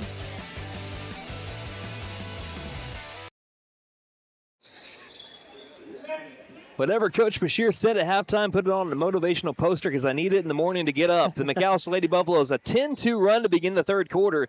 And they lead the Tulsa Memorial Chargers 41-40 after trailing by 14 at one point. 3.5 minutes remaining in the third. Tulsa Memorial with the basketball. Hall, right front court. Looks to the right side, can't find anyone there. Finds Germany left side. Right to the top of the key. Right back outside of Hall. She thought about the long three. Will now try driving. Contested two. Nothing but net. And quickly, Tulsa Memorial retakes the lead. Again, good defense by the Lady Buffaloes. Hall's just that lady. 42-41. 3:08 remaining in the third. Williams gets the pass. Angle right. Looks inside. No one's there. Tip past the top of the key. Finds his way to Knight. On a bounce. Quickly to the left wing to Zoomer. Back straight away to the left now. Swing past the right wing, now looking inside, trying to find Zoomer. Ball gets knocked loose. Who's going to grab it? Zoomer, as they keep control of the ball after a near steal by Germany. Zoomer steps into a top of the key. Three is fouled. Almost hit the three, but she will get 3 attempts at the line. Autumn Wright was the one to foul her. That'll be team foul number 3 on the Lady Chargers. Wright's second personal. And 3 free throw attempts for the sophomore Cambry Zoomer. Lady lets her go to the line with 3 attempts. Her first one is in the air and good. This is who you want up at the line as McAlester ties the game 42-all. 77% free throw shooter, 6% better than any other player on the team, and that's including Rylan Lesnow, who's a pretty good free throw shooter. She makes her second attempt. She's closing in on an 80% free throw shooting season, which is really good for high school basketball. A couple of substitutions here is Albertson, Lesnow, Zoomer, Nystrom back into the game for the first time in a little while, and Knight. Can Zoomer go 3 of 3? She can. Nice by Cambry Zoomer. 44-42, Lady Buffaloes lead by 2. Tie for their largest lead of the game. And a quick foul on Rylan Lesnow trying to reach for a steal. She looks up into the air, grimaces. And that will be her 4th personal foul. And we'll see what Coach Bashirs wants to do here now. Yeah, I think you got to sit her. Yeah, that's what she's going to do. Taylor Williams came out for all of 5 seconds. And she'll check right back in for Rylan Lesnow. But we mentioned it in the first half with the way that Taylor Williams has been playing over the last 7 games, averaging about 7.3 points per game, one of your leading scorers over that span. You feel a lot better about Lesnow having to take a seat. Hall driving, jumping in, shot is short, rebounded by Nystrom. Nystrom tries to bounce past it, gave it right back up to Wright. Wright for the tie, got it. Can't force that pass and ties it up 44-44, especially after you end the possession there. Zoomer standing on the M logo here at the MAC. We'll pass right side to Nystrom. Nystrom tiptoes the line, throws it off of Wright to keep the possession. Smart play there to keep possession. Didn't feel comfortable dribbling around that pressure with where she was at, so really that was the only play she could make, and she did it. So felt like she was on a high-rise beam right there, and she was able to just throw it off of Wright here. Now the inbound Zoomer goes directly to the rack and scores, and Cambry Zoomer is awake. 17 points. Most of those points are coming here in the second half. I believe she had 4 points at the break. Yeah. She scored 13 points in the third quarter alone just in 6 minutes of play. Doan looked like a double dribble. Yeah, she just got away with the double dribble. Hall straight away. Hall tries driving again. Low post. Contested 2. Won't go. Williams has got the rebound quickly out to Zoomer. Zoomer pushed by Doan. That's foul number 4 on the Lady Chargers. They are playing great defense on the interior. That is exactly how you play those shots. You've got 2 people contesting on very low percentage shots, and they're not going in like they were in that first half. And Coach Bashir's teaching them up right. Don't try hacking. Don't try going up for the blocks. Keep your arms straight up in the air, try to make her go through it. 3rd foul on Dome, by the way. Zoomer down the floor, long pass, finding Albertson. Long two from the short corner, nothing but nylon. 48-44, McAlester leading by 4. 1:33 left in the third. Hall fouled on her way towards the high post. Fouled by Knight. That's going to be her 4th. So now McAlester, 2 different players playing with 4 fouls. You also have Nystrom on the floor with 3. Some key players for McAlester into foul trouble. This final 90 seconds is going to feel like an eternity for Coach Bashirs with the players with the fouls on the floor. And Coach Bashirs, as of right now, looks like she will roll the dice with Knight. They're trying to say, is that foul number 4 or 5? Scoreboard has it at 4.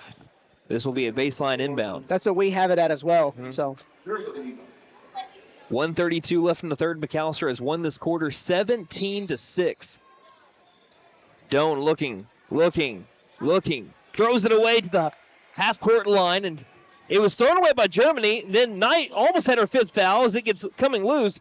Now Hall trying to drive to the low post. Off balance 2 is missed. Tipped around for a rebound by Germany, low post. Germany is fouled in the low post area, and that will be foul number 5. So that leads to free throws here versus Sakaya Germany. Trinity Germany, rather. And Kaylee Knight just fouled out, I believe. That'll be on Albertson. Oh, Albertson. Okay. Albertson. Now, Knight was lucky she didn't pick up her 5th near the half-court line. Yeah. There's a lot to break down in that play because I don't understand why. I think it was Zakaya over across the half-court line tried saving that ball as the first free throw was missed by Trinity. No one touched it on the inbound. She didn't have to do that. I don't think she knew that. But with where she caught it, I don't know if she was over that line or not, because if she was, she threw it back to this side of the floor, which it could have been a back court. Trinity Germany. She misses both the free throws. It ends up being a really good foul for Avery Albertson. That she only picked up her 2nd. 48-44. Zoomer down the far sideline, tiptoes the line, bounce past baseline. Williams tried to transfer it to her right hand to feed it across the baseline tonight, and she just could not do so. Straight up out of bounds. Back to the Lady Chargers. You know what sticks out to me, other than the 17-point quarter for the Buffaloes here, they've only given up 6 defensively. Just great defense here in the third quarter. That's what we talked about. Off the screen, Hall lobs it far corner. Doan sets up for 3, splashes it. Well, now 9. 48-47. And now Memorial doing for the first time in a little while. They're going to try to press. Zoomer lost control of the ball. Ahead to Doan. Doan for the lead for the Chargers. They'll go. 49-48 with 38 seconds left in the third. Zoomer inbound. They'll press again. Over to Knight. Knight near sideline to Albertson. Coach Hall directing traffic. Long pass finding its way back to Zoomer. 30 seconds left. Pulls up. Right wing 3. Short. Ball's down low. Rebounded by Sakai Germany. Throws it ahead for Hall, and it's bounced into the stands. It'll be a turnover back on the Lady Chargers. McAlester getting it back with 22 seconds remaining in the third on a stroke of good luck here, down by 1 to Memorial, who scored a quick 5 points. That's also Memorial's 5th turnover in the quarter. Inbound to Nystrom. Nystrom tried giving a backdoor cut to Cambry Zoomer on a pass, and it's kicked by Zoomer, who tried saving it after the ball short-hopped Zoomer. So Tulsa Memorial, after really a not good third quarter at all for them. Again, they're still, even though they're leading by 1, are losing the quarter 17 to 11. 10 seconds left in the third. Pass to Zakaya. Zakaya has it swatted loose by Albertson. Ahead to Zoomer with 5 seconds. Zoomer one-on-one towards the basket. Right-handed layup won't go. Trinity Germany with the rebound. Albertson tried to get the ball back with a foul call with half a second left. Buzzer will sound, but we'll have 2 free throws here before the end of the quarter. That's a tough break. That's a tough break. And not only does that give them free throws, that's going to be Avery Albertson's 3rd personal foul. So before we go to commercial break, we'll have 2 free throws here for Trinity Germany. Oh, correction. They called that one on Kaylee Knight. Knight fouls out in the last second. Knight picks up her 5th here. Wow. They will not have Kaylee Knight for the entirety of the fourth quarter. First free throw made by Germany. So not only now are there more points being scored here at the end of the quarter, but you also lose Knight for the rest of the game. Man, Trinity makes both the free throws, and it will be 51-48 going into the fourth quarter. But it looks like we have a great finish in store for you guys. 51-48, McAlester trails. We'll be back in about 30 seconds here on KNED. Don't let heating and cooling issues break your heart this February. At Freeze and Flare Heat and Air, we know there's nothing worse than dealing with an uncomfortable home. Whether you're trying to stay warm on a chilly night or beat the heat on an unseasonably warm afternoon, our expert team is here to make sure your system is running perfectly. Show your HVAC system some love this month, and let us ensure you stay cozy, comfortable, and carefree all season long. We are licensed, bonded, and insured. Mechanical license number 001444485.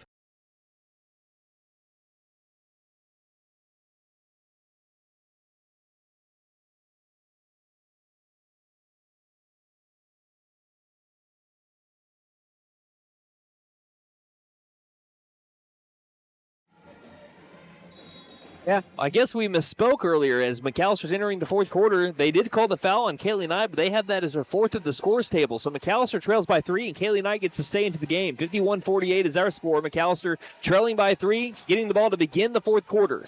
Right wing, Avery Albertson, as we have an off-ball foul on McAllister on Bodie Nystrom. That'll be her fourth. So now there are 3 different McAllister players with 4 fouls. One's on the bench in Rylan Lesnow. Bodie Nystrom and Kaylee Knight both with 4 fouls. And there's only one. I don't believe that there's anybody above 3 fouls for the Tulsa Memorial Lady Chargers. 51-48, the Lady Chargers lead McAllister by 3. Hall between the circles, passes left side to Trinity Germany. She's already hit a couple of 3s so far today. She gets it to Sakaya. The right wing Doan from just inside the three-point line. Her 2 won't go. Offensive rebound, Hall in the corner. Spins down into the low post and banks it in for a 5-point Lady Charger advantage, 53-48. And that's where you miss somebody like Rylan Lesnow, and that's where the fouls can get you into trouble. McAllister came back from down 7 at the break to take a 4-point lead, and since then, Tulsa Memorial has gone on, I believe, a 9-0 run. Between the circles, Albertson passes into the baseline. Tries to feed it to the far corner. It's tipped and stolen by Wright. McAllister can't fall apart now. 7 minutes left in the game, 53-48. Hall lobs far sideline in the front court. Trinity Germany approaches, now gets it to Doan. Right wing 3, whistle first, travel first by Jalen Doan. And he'll give the ball back to McAllister, down by 5. You wonder how long Coach Bashir sits Lesnow here with 4. I would assume she'll be in here within the next couple of minutes, but I mean, you don't want to play her too early, but you also don't want to wait too long. That's the toughest part about being a coach. Zoomer tries working around a screen in the backcourt by Nystrom. Passing ahead, trying to find Knight. Stolen again by Wright. Wright bounces to Doan. 6.5 minutes left in the game. McAllister, the turnover bug really biting them right now. 6:25 remaining. Passing to Hall. Speaking of the turnover bug, Tulsa Memorial, that bug likes them too. 6:22 left in the game, and they give it right back to the Buffaloes on a pass to the scores table. Yeah, that is their 9th unforced turnover in this game so far. Giving McAllister chances. As soon as Zoomer crosses that court line, she's pushed by Doan. That will be Doan's 4th. Fouls on Jalen Doan. Doan, the second leading scorer for the Lady Chargers, right there with Trinity Germany. Inbound to Zoomer. Trying to get their first points of the fourth quarter after they had a stellar 17-point third quarter. Right wing to Knight. Quick swing to the left wing to Albertson. Pass high post. Williams back outside to Knight. Quickly to the right wing to Zoomer. Zoomer looks baseline. Nothing was open there. Now high post. Williams double teamed. Back outside. Right wing 3 by Zoomer. Won't go. Offensive board. Bodie Nystrom. The putback won't fall in, but she's fouled. And 2 free throws here for Bodie Nystrom, but she just looks up into the sky. Just defeated there after that. Bounced twice off the left iron and wouldn't go through. This trip to the charity stripe is brought to you by Big V Feed Center. For your animals' needs plus winter feed booking prices, call 918-426-1951. That's the 3rd personal foul, by the way, on Matea Hall. First free throw won't go for Nystrom. Nystrom is a 56% free throw shooter. She was 1 of 4 from the line against Edison last Friday. Earlier this year against Tulsa Memorial, she was 1 of 3. And guess who just checked back into the game? Rylan Lesnow in for Kaylee Knight. So at the 5:53 mark, she's got a long ways to go. Nystrom doesn't get either one of the free throws. McAllister still scoreless here. 2 minutes and 10 seconds into the fourth. They haven't scored since about the 2-minute mark in the third quarter. Here's a swat out of thin air by Lesnow. That's what she brings to the table, an immediate steal. Now ahead to Albertson. Albertson across the half-court line into the front court. Stops and waits. Passes the baseline. Williams tries to quick feed it back to Nystrom on the left block area. And Sakaya Germany, even though she hasn't added a ton of points, she has been stellar defensively all around the floor, whether it be the High post, the perimeter, the low post, she's been everywhere. Prevents McAlester from an easy bucket on the left block. Alberson, baseline inbound upcoming. She looks, overhead pass into traffic, stolen again. This time Hampton's got the ball. Hampton lost it down the near sideline. Who's the last touch by? The official over here on the near sideline says it is Tulsa Memorial basketball. He'll stay with them with a side out. I think Alberson came from behind and knocked that out of bounds. 5:27 left. McAlester still looking to score here in the fourth quarter. It's only been 2 points total scored in this fourth quarter. Sago outside to Trinity, Germany.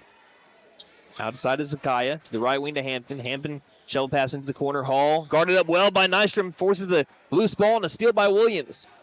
Zoomer down the floor. Zoomer ahead to Lesnow. Baseline. Bounce pass in for Williams, and Williams is fouled on the right block area. That will be on Bria Hampton. She's fine. I believe that's only her first foul. Is that team foul number 4, or is that just the third? That's just the third. Team foul number 3 on the Lady Chargers. But still, 5 minutes left, and you're just 2 away from getting in the bonus. That's something you got to try to take advantage of here, down 5. Alberson inbounds near corner to Zoomer. Zoomer back to Williams. Williams kind of left alone in the low post, but as she turned around, she found Sago quickly closing in. Airballs the 2. And despite still again going scoreless for the last 5 minutes of gameplay, McAlester only down by 5. Hall, left wing 3, strong. Sago has the offensive board on the other side of the glass. Germany quickly gets it to Trinity. Trinity into the corner to right. Right pump fakes back out to the front court. Trinity looking around and finding Zakaya. Quick swing to the near corner. Hall, second chance here. Oh, spun off. It was halfway down the hoop, spun out. Another offensive board, though. A third chance here for the Lady Chargers. Trinity, Germany by the half-court line. I do not know how that spun out. Like a Beyblade. You know, that's just basketball sometimes. Can be very unforgiving. Showing my age there with the Beyblades. I knew what you were talking about. 4:15 left in the game. That was an old pull. That is an old pull, like a Beyblade. Left wing. Trinity, Germany backs it up to the white line. A lot of time being killed here. Left wing. Throwing it inside. Taylor Williams is right there with the interception. She has back-to-back steals now defensively. Like she was reading it from Patrick Mahomes. Driving in. Back outside. Far corner open 3 by Alberson. Painted gold. The first 3 points of the fourth quarter from the southpaw hand of Avery Alberson. It's a 2-point game. Breaks that scoring drought of almost, 8 minutes? 7 minutes? Close to it. That's their first point since the 2-minute mark of the third quarter. Could not have come at a bigger spot here. Left wing Zakaya into the corner to Matea Hall. Hall driving in. Ran over Nystrom. Is there a charge? Blocking foul. Blocking foul called, and I think McAlester fans aren't going to like it. I think it's the right call. I think she moved that left foot trying to get in front at the last second. She got ran in too hard, but that is the correct call. The Bluebirds are going to come out. And unfortunately, that is her 5th foul as well. You can complain. You want to complain. I understand because it's a big moment in the game, but she moved at the very last second to try to get herself into position. And Kaylee Knight had to check in for her. And by the way, she's with 4 fouls. You have Knight with 4, Lesnow with 4 on the floor. Avery Alberson right behind them with 3 rather. So 2 free throws here for Hall. The first one is no good. Flanks out the front side of the rim. You know, some people talk about something like that right after a call. Something about the basketball gods. Yeah. Something like that. All trying to split the trip to the line. Second attempt is good. Still a one-possession game, though, 54-51, and a quick timeout before we could inbound the basketball. 3:31 remaining in the game. It's a 3-point game. Tulsa Memorial leading 54-51 here on KNED. The largest used car sales event of 2025 is here. Patriot Chrysler Dodge Jeep and Ram in McAlester makes it easier than ever to trade up and upgrade. Hundreds of used cars, trucks, and SUVs marked down to sell. No reasonable offer refused. Bring us your tax return and Patriot will double it toward your purchase or down payment. Vehicles $99 down and $199 per month. Interest rates as low as 1.9% APR. Get to Patriot Chrysler Dodge Jeep and Ram in McAlester. McAlester Direct Primary Care offers 24/7 access to your provider, deeply discounted rates on labs and imaging, more time with your provider, same day or next day appointments, and even home visits for a flat monthly membership fee. We now offer hormone replacement therapy in addition to our other services. For more information, please stop by our office, McAlester Direct Primary Care at 6th and Carl Albert, or give us a call at 918-233-6522.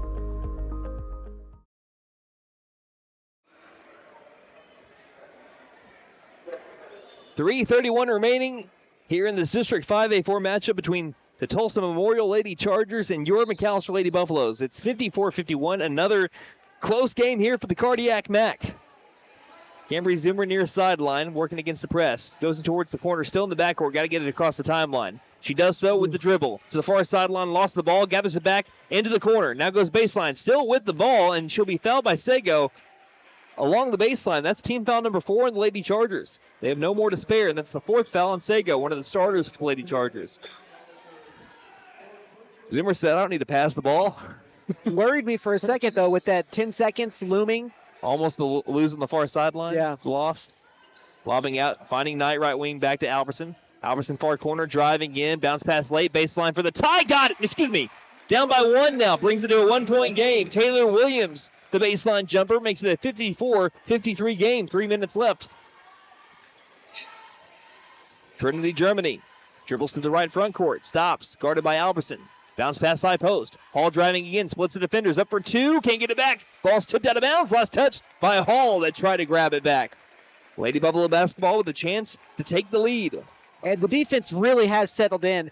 Tulsa Memorial shot 46% in the first half. Now they're at 40% for the game.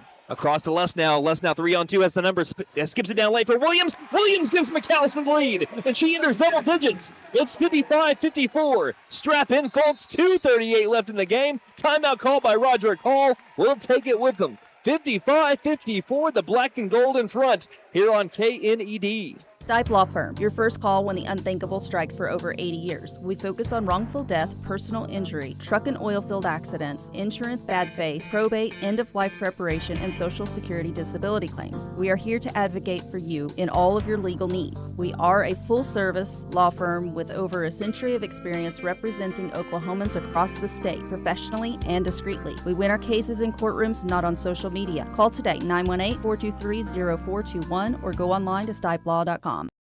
Running into an old friend is nice. Running into a total stranger, well, not so good. Now, you don't need help from Buck Wilson Frame and Body Shop for those greetings with friends, but if you have one of those unwanted encounters with a stranger, give Buck Wilson a call at 918-423-3161. They are expert craftsmen, specialists. They can straighten out your situation. Buck Wilson Frame and Body Shop, 103 East Oklahoma, McAlester. Again, call 918-423-3161.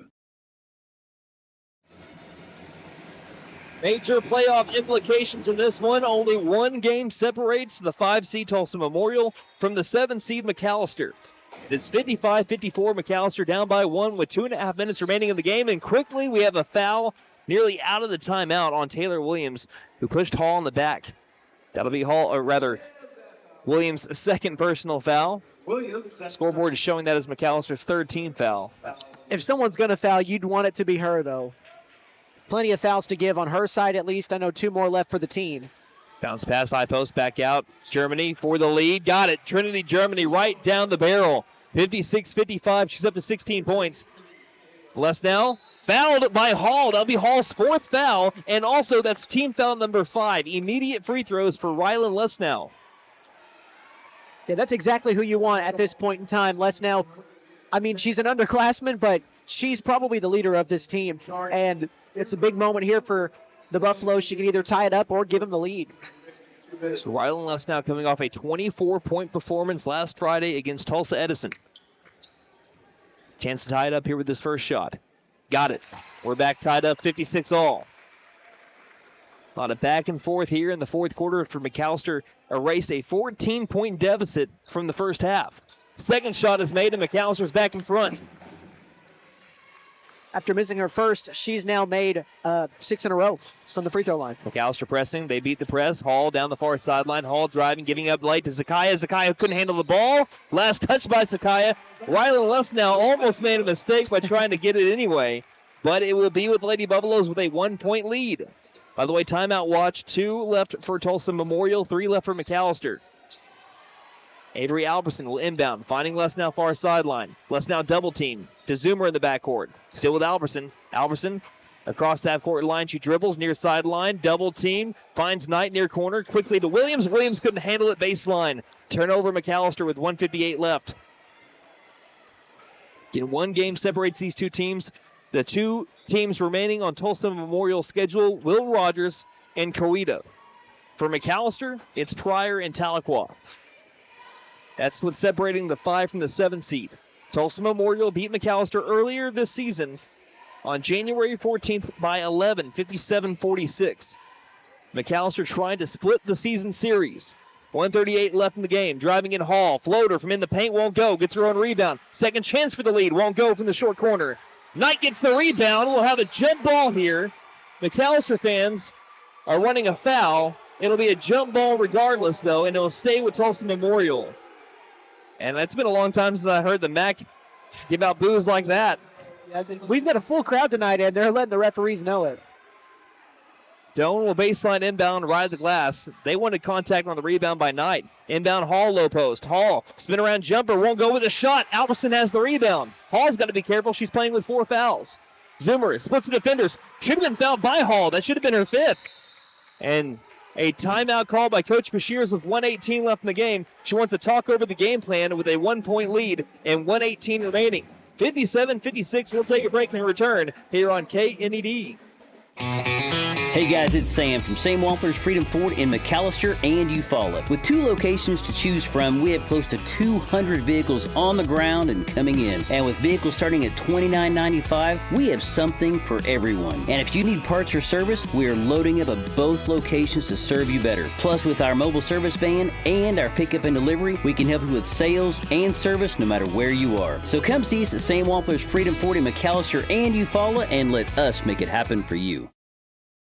So, checking accounts. There seems like a ton to choose from, right? I was looking for one that didn't charge monthly fees, with bounce protection, and had mobile banking. I found the Bank NA. The Bank NA has been voted #1 for 10 years in a row in the McAlester News Capital's Reader's Choice Awards. The bonus is that they're local, so the money stays in town. Call 918-423-2265 or go in to find what you need in checking options. The Bank NA. Strong, secure, and ready to loan. Member FDIC, Equal Housing Lender.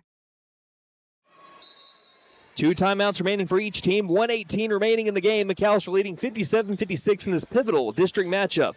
Zoomer dribbles to the 3-point line. Lost control of the ball. Diving for it. Finds its way, thankfully, to Rylan Lesnow. Outside back over to Albertson. Albertson calls out the play. 64 seconds left in the game. McAlester is in the bonus. 2 fouls away from Tulsa Memorial, attaining that same right. Bounce pass right wing Albertson. Looking inside. Back to the top of Keita Williams. McAlester playing keep away right now. Well, down to the low post. Albertson is hacked. Avery Albertson hacked by Autumn Wright. 2 free throws coming up for Avery Albertson. Coming off a career-high performance last Friday, 10 points against Tulsa Edison. She was 4 of 8 from the line. She is a 59% free throw shooter. First attempt by the southpaw, nothing but net. This to make it a 3-point game. McAlester looking for their 5th win in a row. The southpaw gets them both. The senior with ice in her veins attains point number 6 and 7. 1 possession game, 59-56. Trinity, Germany, back to Hall. Hall straight away. Back to left wing, Doan. Doan high post back outside to Hall. Hall on the drive. Hall with a tough 2 that won't go, but she's fouled. And if this one's on Lesnow, which it is, she is done. And that will be huge for these final 39 seconds. And Shiley Mason will have to check in, so that means Bodie Nystrom out. Rylan Lesnow gone. And Kaylee Knight has 4 fouls on the floor, so it's getting dicey. Lady Buffalo's running out of players now. First free throw by Hall is good. Again, the Lady Buffaloes started the season with only 7 players on the varsity roster. It's just crazy what Bashirs has been able to do for this team, especially recently with the huge turnaround they've had. To make it a 1-point game, Hall gets them both. She's up to 22 points. 59-58, McAlester on top. Will have an inbound. Before the inbound, Coach Bashir's timeout. She'll have 1 left. 39 seconds remaining. We'll take a quick 30-second break and return. 59-58, McAlester on top on KNED. Fenton Nissan has a sweetheart of a deal on the new 2025 Nissan Murano. A sweetheart of a deal? What does that even mean? It means amazing savings and unbeatable offers. And guess what? They also have a sweet deal on the 2025 Nissan Armada. Spacious, stylish, and a great deal. Everyone needs to check this out. They should, but hurry, the sweetheart deals won't last long. And don't forget to tell them Maddie sent ya. Finn Nissan is your best deal dealer. Shop us online now at finnnissan.com.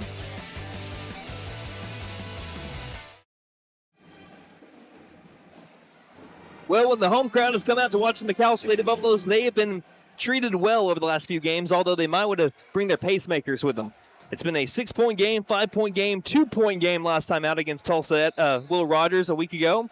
Now it's a 1-point game with 39 seconds left. McAlester has the basketball, trying to beat a press. Bounce pass to Mason. Mason gives it to Albertson. 32 seconds left. Albertson down the near sideline. Albertson in trouble. Lost the ball. She traveled first. Timeout called first. Coach Mashiers calls a timeout just before the 10-second mark, just before the Albertson travel. And Coach Hall is literally on his knees in front of the Tulsa Memorial bench trying to plead his case. And, I mean, he may have a case, but the far side official had the timeout called, and that's how it's going to stand. But that was just some confusion maybe out of that timeout.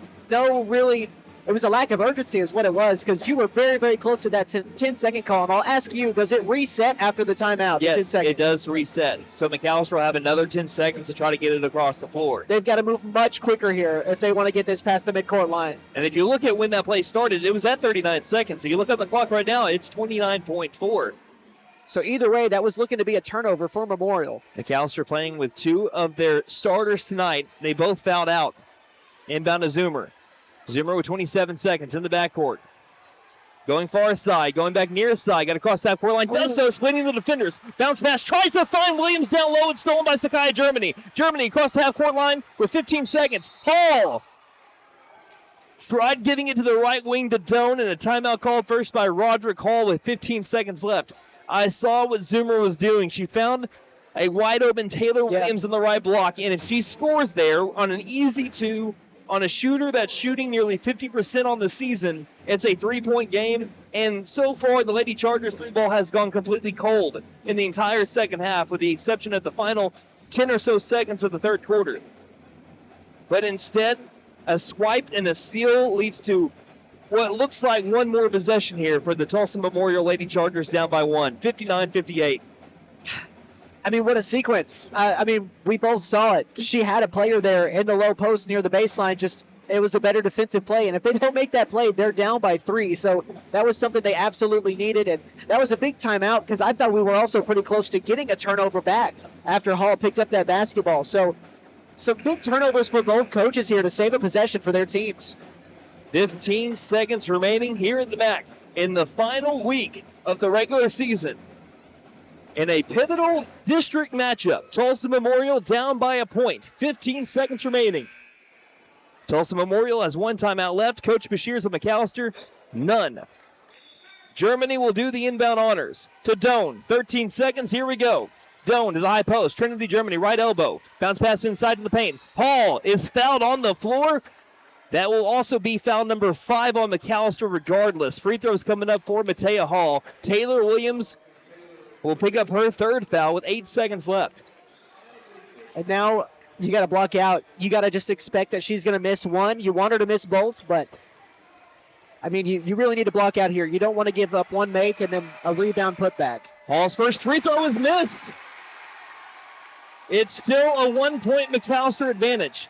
And as Chase was just mentioning, if she misses again, got to block out, got to rebound. Hall's second free throw. Got it. We are tied up 59 all. And Coach Hall will call his final timeout with 8 seconds left. Can the Lady Buffaloes pull out some McAlester magic and win it in regulation? We'll find out. 30-second break first here on KNED. Don't let heating and cooling issues break your heart this February.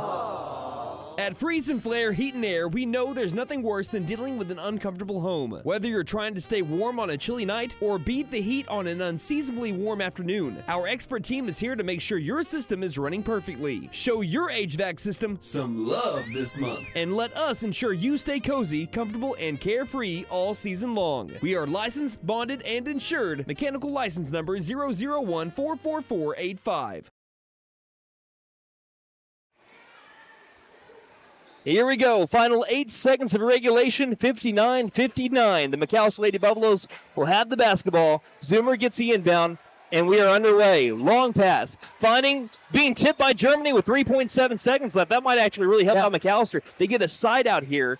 They won the game in this exact same spot a week ago against Tulsa Will Rogers. Who wants to be the hero on a Tuesday night at McAlester? Albertson will inbound.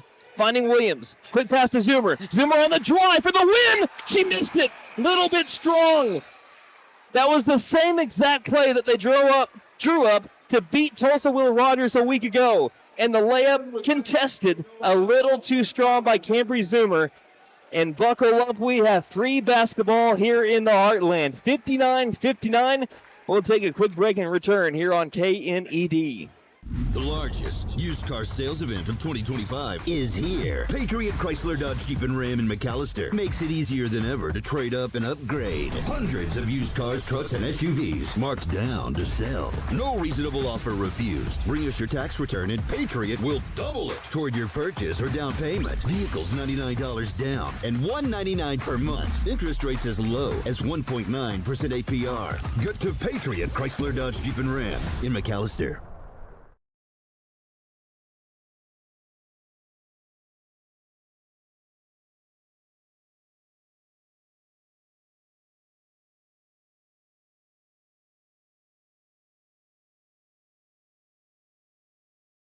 "32 minutes was not enough to decide a winner tonight. We have 4 more on the clock. Welcome to overtime. We're about to have tip-off brought to you by McAlester Clothing Consignment. Accepts consignments Mondays, Wednesdays, and Fridays and offers a 50-50 split. Consign with us and pick up great bargains. 1212 South Main McAlester behind Dollar General. McAlester will be moving the ball right to left when they have it. The Lady Chargers will be moving it left to right. Plenty of people in foul trouble. McAlester has already had 2 players foul out. Tip is won by Tulsa Memorial, and we are back underway. Trinity, Germany in the front court. Again, Rylan Lesnow and Bodie Nystrom, 2 starters from McAlester tonight, cannot play here in overtime. Near corner, back to Doan. Doan straight away 3 for the lead. No good, off the glass. Rebounded by Albertson. Albertson tonight, quickly to Zoomer. So that's how overtime begins with a missed 3-pointer by Doan. Zoomer far sideline to Albertson. Albertson overhead pass into the corner. Mason tries throwing it inside. Another tip pass that's stolen. McAllister's had plenty of those tonight. I'm sure Coach Rashidas at some point is saying, bounce the basketball, skip it inside. They have taken so many out of thin air and gotten it to the other side. That's how they led to a tie game here. Yeah, bounce passes are your friend. Pass up high. Hall gets it back for the lead. It goes in. From the baseline, and the Memorial Lady Chargers get their lead back, 61-59. Left wing, Albertson, high post to Zoomer. Zoomer dribbles it out near corner for the lead. Off the front iron, bounces off the right side. Last touch by Wright, out of bounds. Should be Lady Buff basketball, and it will be. Shiley Mason there with the box out, leading to a second chance here. But with overtime here, you can't afford to not punch in a possession when you're down by 2 because only 4 minutes, and you also only get 1 timeout as well in the overtime period. 1 minute and 2 seconds already gone off the clock. Williams contested 2, too short with a shot. Zakiah Germany with the board. 2:50 left in overtime. Again, Matea Hall playing with 4 fouls. She was dangerously close to getting her 5th in a couple of instances in regulation. She survived, and so did Doan. Doan is playing with 4 fouls. Germany between the circles. McAlester running out of a 2-3 zone. 61-59. Memorial's in no hurry. They'll pass to the left wing to Doan. Doan, her pass is swatted by Albertson to straight into the circle, grabbed by Hall. Hall dribbles right. Right past Zoomer to the high post, back outside the Doan. Doan, left wing 3's a big one, too strong. Rebounded by Germany. Trinity Germany gets it back to the near corner. Zakiah on an island 3, won't go. Box out, rebound, Knight. McAlester going the other way. 2:09 left. McAlester trailing by a deuce, 61-59. Right wing to Albertson. Albertson surveying, looking right. No one was open, has to go left. Guarded by Doan. Backpedals on up, the clock restarts. Pass left wing. Zoomer gets past her defender into the paint. Layup is up and good. Zoomer ties the game. Zoomer 19 points. 61-61. It's been Zoomer versus Hall in the 4th quarter and overtime. By the way, both coaches ran out of overtimes in regulation. They both get awarded 1 more for these final 4 minutes. We're now 1:35 left. Also, how much bigger is it that Knight was not charged for that 5th foul earlier, so she's able to play in this overtime period? Who grabbed a key rebound to lead to the 2 points for Zoomer. Doan passes angle left. Hall calling out the play. Hall trying to drive. Gets it baseline. Back outside to Trinity. Trinity quick throw to Doan. Doan penetrates the perimeter. Back outside with the dribble. Back straight away. 1:11 left in overtime. Hall back with the basketball. Hall driving in. In the lane, floater's too strong. Offensive board, Zakaya's fouled on the way up. That one will be on Williams, and now Taylor Williams with her 4th foul. Coach Bashirs is running out of players. Yeah. Only, 9 suited up on the bench, and you've already lost 2? You already lost 2. And you've got 2 more with 4 fouls on the floor. So it's getting dicey down here. Germany's first free throw is no good. We're still tied, 61-61. By the way, 27 free throws here from Memorial. 28 coming up right after this. For McAlester, they've shot just 18, but they've made 13 of them. Lady Chargers 67% from the line. And they missed both the free throws. Rebounded by Williams. Williams tries to give it to Zoomer, stolen by Trinity Germany. Second chance here with a minute left in OT. Bounce pass right wing, Hall off the screen. Inside the perimeter. Back out the dome straight away. They've had the ball for the last minute and 10 seconds. Still tied up 61-61. Dome backpedals near the circle. Dome guarded by Knight. Passing to Hall left wing. Hall on the drive. Lost the ball. Lost the ball. She says that she was fouled. Won't get the call. It'll be McAlester basketball with 39 seconds left. Now, you got to take the final shot. Unless you have something wide open, you got to hold it for the final shot here. McAlester has got to get the inbound here. Alberson grabs it near sideline, falls, and stepping out of bounds was Alberson. McAlester can't get the ball back. And inbounds, that has been what's come to haunt them here in the 4th quarter. It almost got them with a turnover for a 10-second call, and now it gives the ball back to the Lady Chargers. Doan will inbound. Doan finding Trinity Germany. He'll near the half-court line. He'll dribble angle right with 30 seconds left. Trinity bounce pass high post. Hall for the drive, for the lead. Blocked shot by, no, they're going to call a foul. Oh, that will bring up the Boo Birds here in Mactown. As it should. Shiley Mason had all ball, and they're calling the foul on Shiley Mason. Her palm was gripping Wilson. You can't get much more leather than that. That's tough. Now all you can hope for is the miss. And Shiley Mason, you can tell she is not happy. First free throw is made. She's not even looking at the basket. She's now looking at Hall. That was the cleanest block you will see this season. It's tough. That is tough. And if that is the call that ends up leading to McAllister's loss tonight, that's something they're going to be talking about for a while in this big-time game. Second free throw is missed, though. It's still a one-point game. Williams gets the rebound. Zoomer with the ball far sideline. 19 seconds. Inside to Mason. Back outside. Left wing three for the lead. Got it! Avery Alberson gives McAlester a 2-point lead. Mason saved the wide pass along the baseline. Finds her fellow senior Avery Alberson in the southpaw right between the eyes. How about that, partner? What a shot by Avery Alberson. The stakes are not going to get higher than that. And to answer the call in a moment with everybody sitting on pins and needles, you probably could have heard a thimble drop to the ground here when that shot went up and drained it. And man, what a shot. And now, game's not over. Still got 12 seconds left, but you're in a great position with a 2-point lead. Talk about putting the game in your own hands. Avery Alberson with the biggest three of her career to date. After never getting into double digits in her entire 4-year career, she's done it in back-to-back games for the Lady Buffaloes. And now 12.5 remaining in our first OT, and the Lady Buffaloes are hoping for our only OT. Coach Bashirs uses her final timeout. She wanted to talk over what they want to do defensively. Well, in a game where Rylan Lesnow and Bodie Nystrom have already fouled out, you maybe wondered who was going to answer that call offensively. And then Alberson, as you mentioned, the biggest shot of her career to give these Lady Buffaloes a 2-point lead at home in a huge, huge game here down the stretch of the season. Doan will inbound.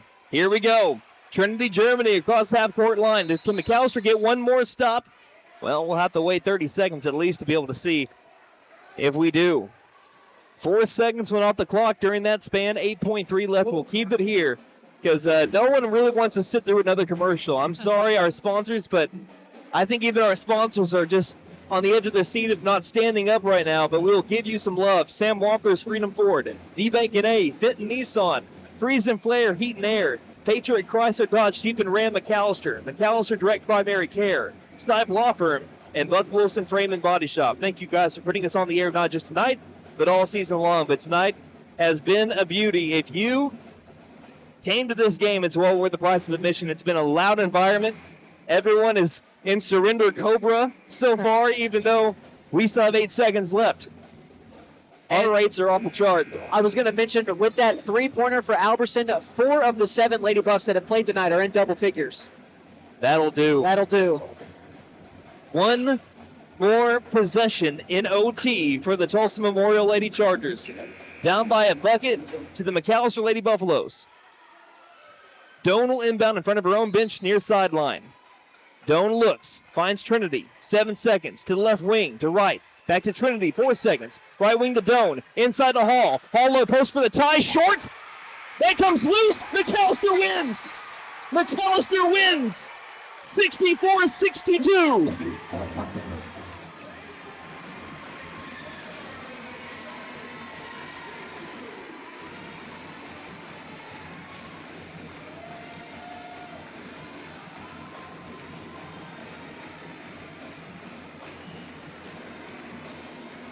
The Lady Chargers came to the neck.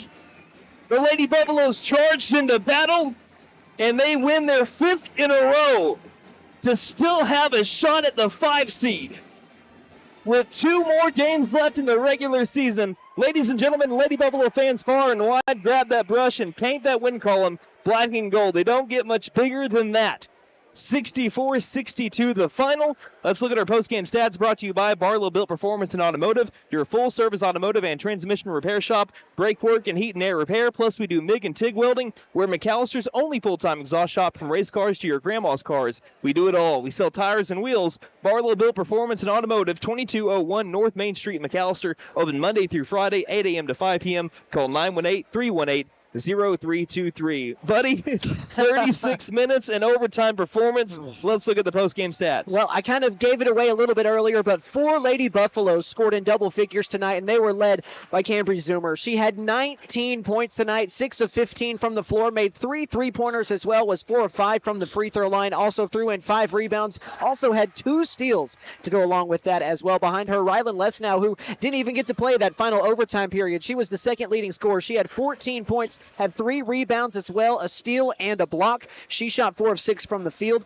Avery Alberson, the hero of the game. She shot 3 of 5, 2 of 4 from the three-point line, also knocked down both of her free throws. She had 10 points to go along with 2 rebounds. She also grabbed a steal and a block. Taylor Williams, the final Lady Buff to finish in double figures. She had 10 to go along with 7 rebounds, so a near double-double night for her as well. Also, 4 steals for Taylor Williams. How about that? No blocks for her tonight, but 4 steals to go along with that 7 rebounds.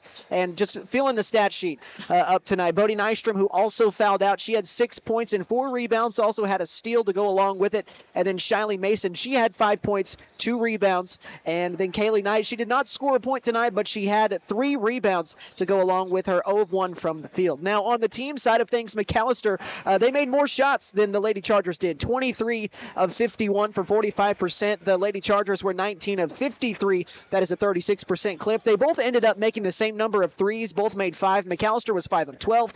Lady Chargers were 5 of 15. And then the free throw matchup, that was the biggest disparity of the game. McAlester shot just 18. They made 13. And the Lady Chargers shot 30 free throws. And they made 19. Just like the last game, they made more than McAlester even attempted in this game. I don't know how that happens in 2 straight games, but it did. Either way, McAlester able to come out with the win. They were very largely out-rebounded on the offensive side, 12-5. It ended up not hurting them. The defensive rebounds, though, they were tied 12-12, so they were out-rebounded 26-33. And then, I'm almost done here, I promise.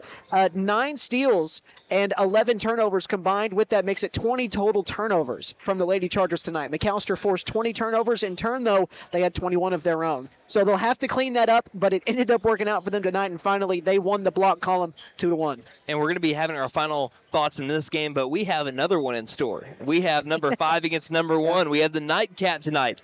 What do you have for an encore, boys? Let's see if we can have an upset. Again, the Tulsa Memorial Chargers roll into town undefeated in the 5A4 standings. McAlester looking to give them their first loss. We're going to keep it here, though. We got to get quickly to the boys' pregame show. So, again, McAlester girls won in overtime with a final score of 64-62 with the southpaw shot from Avery Alberson. Let's look at the boys now. The McAlester Buffaloes, they have lost 3 games in a row, trying to avoid a fourth. As they're 10-10 on the season, led by second-year head coach Mike Dooney. Coming off the loss to Tulsa Edison last Friday, McAlester stayed within striking distance against Tulsa Edison, down by 6 in the fourth quarter. However, a questionable flopping call led to a 6-point possession for Edison, and the Buffaloes just couldn't get momentum back in a 72-54 loss. McAlester shot well at 46% from the field, but Edison was at a 59% clip. McAlester also lost the rebound battle by 5 and the turnover battle by 3. The Buffs also struggled at the free throw line. They went 7-15, while Edison was 9-13, but that still didn't stop Davian Pouncil from having a great night.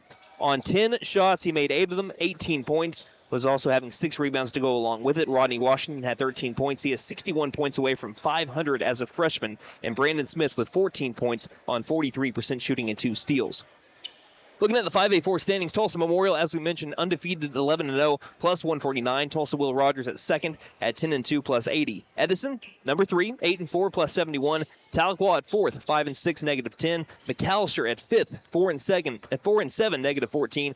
Coweta at 6th, 3-8, negative 72. And Durant at 7th, 3-8, negative 81. Pryor right now in the basement, 1-10, negative 123. McAlester left on the season. After tonight, Pryor and Tahlequah, Tahlequah at 4th right now, and Pryor at the bottom of the 5A4 standings. Let's look now at the Tulsa Memorial Chargers, led by, if he's not already in the Hall of Fame, he's going to be here pretty soon, Bobby Allison. He's won 5 state championships with Tulsa Memorial, including a 3-peat from 17 to 19. He's in his 12th season with the Chargers, who are averaging 61.4 points per game and giving up 44.5 points per game. And they are determined to get back to the state tournament. Again, they missed the state tournament for the first time in 12 years last year. Imagine, McAlester trying to get back to the state tournament for the first time since 2006. They haven't missed it, besides last year, in 12 years. So it's a common thing for the Chargers to go to the state tournament and win it a whole bunch, too. They've won 10 state titles. That's the 5th most in OK Prep's history, along with 33 state tournament appearances and 49 all-state players in their history. Just a historic program here for the Chargers. Since they beat McAlester in a final score, it was McAllister's worst loss of the season in terms of points difference, 84-49 back on January 14th. They have lost the game right after that against El Reno. By the way, El Reno 19-1. They only lost by 2, 45-43. Since then, Memorial has won 9 in a row. They are 18-4. They beat Pryor. They beat Muskogee, Edison, and Cassia Hall on their way to the Roper Classic Championship. They beat Edison by 12. Then they beat Coweta, beat Wagner, who's number 12 in 4A. Although that was close, it was a 4-point game. And then they defeated Tahlequah 57-42, and then most recently Durant 52-29. They have held opponents, again, this is in boys basketball and 5A basketball, they have held opponents under 30 5 times this season. That's almost 25% of the games that they have played. Only 8 games have been decided by 10 or less. They are 4-4 in those games, though. So, one of my keys, I know you're about to share yours, keep the game close. If McAlester can keep this game close within 10 points, Tulsa Memorial not used to playing a lot of close games. So if McAlester can keep it close, they have a chance here in this one, obviously. They're beating their opposition, though, by an average of 16 points over this 9-game win streak. So it's going to be a tough battle for McAlester, but maybe they can do it with the home crowd that willed McAlester and their Lady Buffaloes missing 2 starters for the entirety of overtime to a win over the Tulsa Memorial Lady Chargers. Can the Buffaloes do the same? We're about to find out. Let's look at our players to watch, Chase. Yeah, my player to watch is Davian Pouncil. Pouncil, he averages the 3rd most points on the team with just over 11 per game, but he also can do what he did last Friday when he dropped 18 in what would unfortunately be a losing effort. For this team, though, to be consistent and to be able to consistently compete with the upper echelon of 5A teams, they'll need to be able to have some other contributors besides, Rodney Washington and Brandon Smith, who lead the team in scoring, because they're not going to be on every single night. But on those nights where maybe they're not getting those shots to fall at a high rate, he needs to be just someone that they can count on just to kind of light that spark a little bit, and he's done that a good amount. And I think if he can do that tonight, as you mentioned, if they can keep it close, I like McAllister's chances.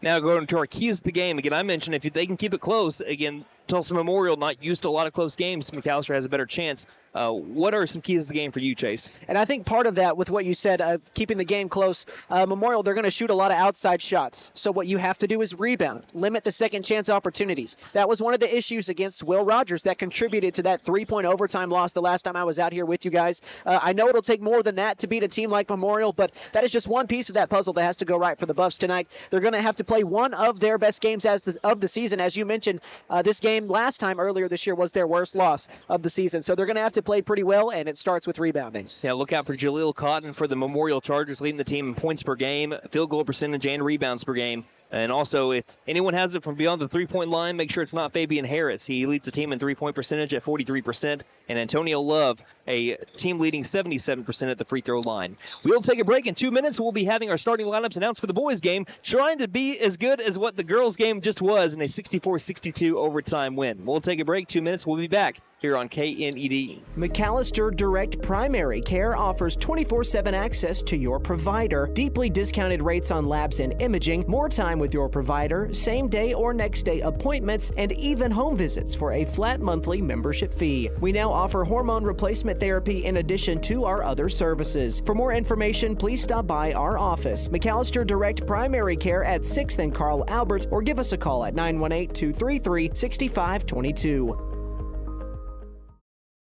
Stipe Law Firm, your first call when the unthinkable strikes. For over 80 years. We focus on wrongful death, personal injury, truck and oil field accidents, insurance bad faith, probate, end-of-life preparation, and Social Security disability claims. We are here to advocate for you in all of your legal needs. We are a full-service law firm with over a century of experience representing Oklahomans across the state, professionally and discreetly. We win our cases in courtrooms, not on social media. Call today, 918-423-0421, or go online to stipelaw.com. Running into an old friend is nice. Running into a total stranger, well, not so good. Now, you don't need help from Buck Wilson Frame and Body Shop for those greetings with friends, but if you have one of those unwanted encounters with a stranger, give Buck Wilson a call at 918-423-3161. They are expert craftsmen, specialists. They can straighten out your situation. Buck Wilson Frame and Body Shop, 103 East Oklahoma, McAlester. Again, call 918-423-3161. Hey guys, it's Sam from Sam Wampler's Freedom Ford in McAlester and Eufaula. With 2 locations to choose from, we have close to 200 vehicles on the ground and coming in. And with vehicles starting at $29.95, we have something for everyone. And if you need parts or service, we are loading up at both locations to serve you better. Plus, with our mobile service van and our pickup and delivery, we can help you with sales and service no matter where you are. So come see us at Sam Wampler's Freedom Ford in McAlester and Eufaula, and let us make it happen for you.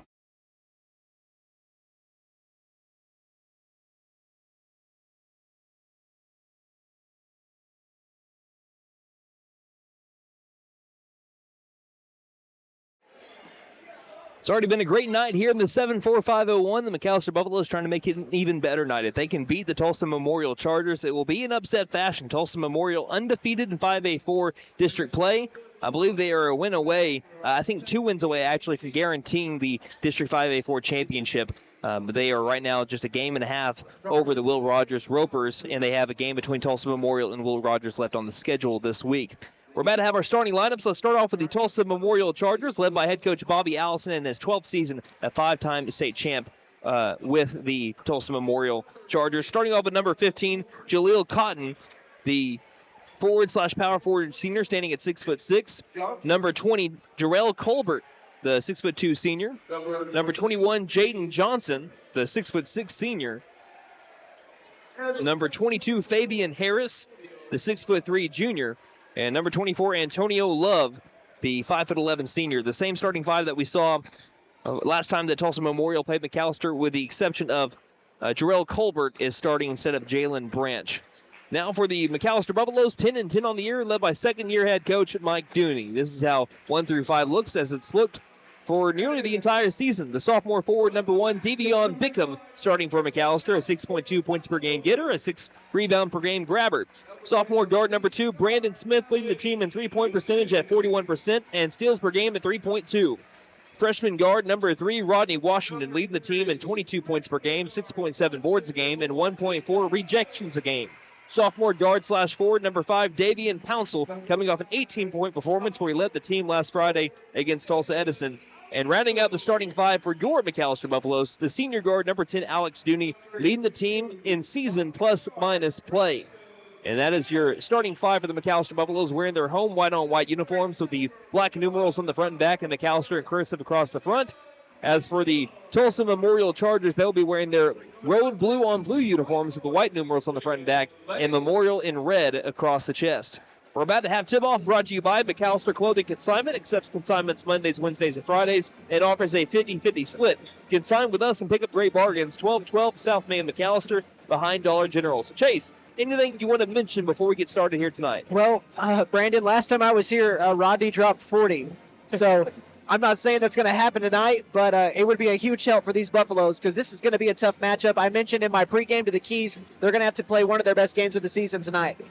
Tulsa Memorial, again, only had lost 4 games this year to Fort Smith Northside, to 1-loss Lawton, to 6A Edmond North, and to 19-1 El Reno. If McAlester can win tonight, it'll be their biggest win of the year by far. Tulsa Memorial does win the tip, and it's basketball time here in the Heartland for the nightcap. Chargers and Buffaloes here on KNED is the right wing. Dribble here is from number 24, Antonio Love. He passes it to the top of the key, handing it back off to Love. Love backpedals it on up beyond the perimeter. Bounce pass back top of the key to Colbert. Colbert on the drive, right side. Tries feeding it inside. We'll have a quick foul here in the low post. Seems to be on Dooney.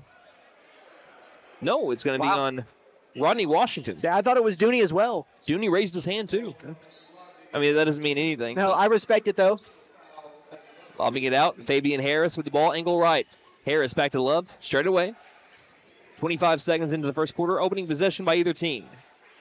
Johnson, just inside the three-point line straight away, gets it inside, and that is what makes Tulsa Memorial so good. Jaleel Cotton, he is great from outside the perimeter. He's great from inside the perimeter. A team leading 15.5 points per game. He gets the first 2 points of the game for the Chargers.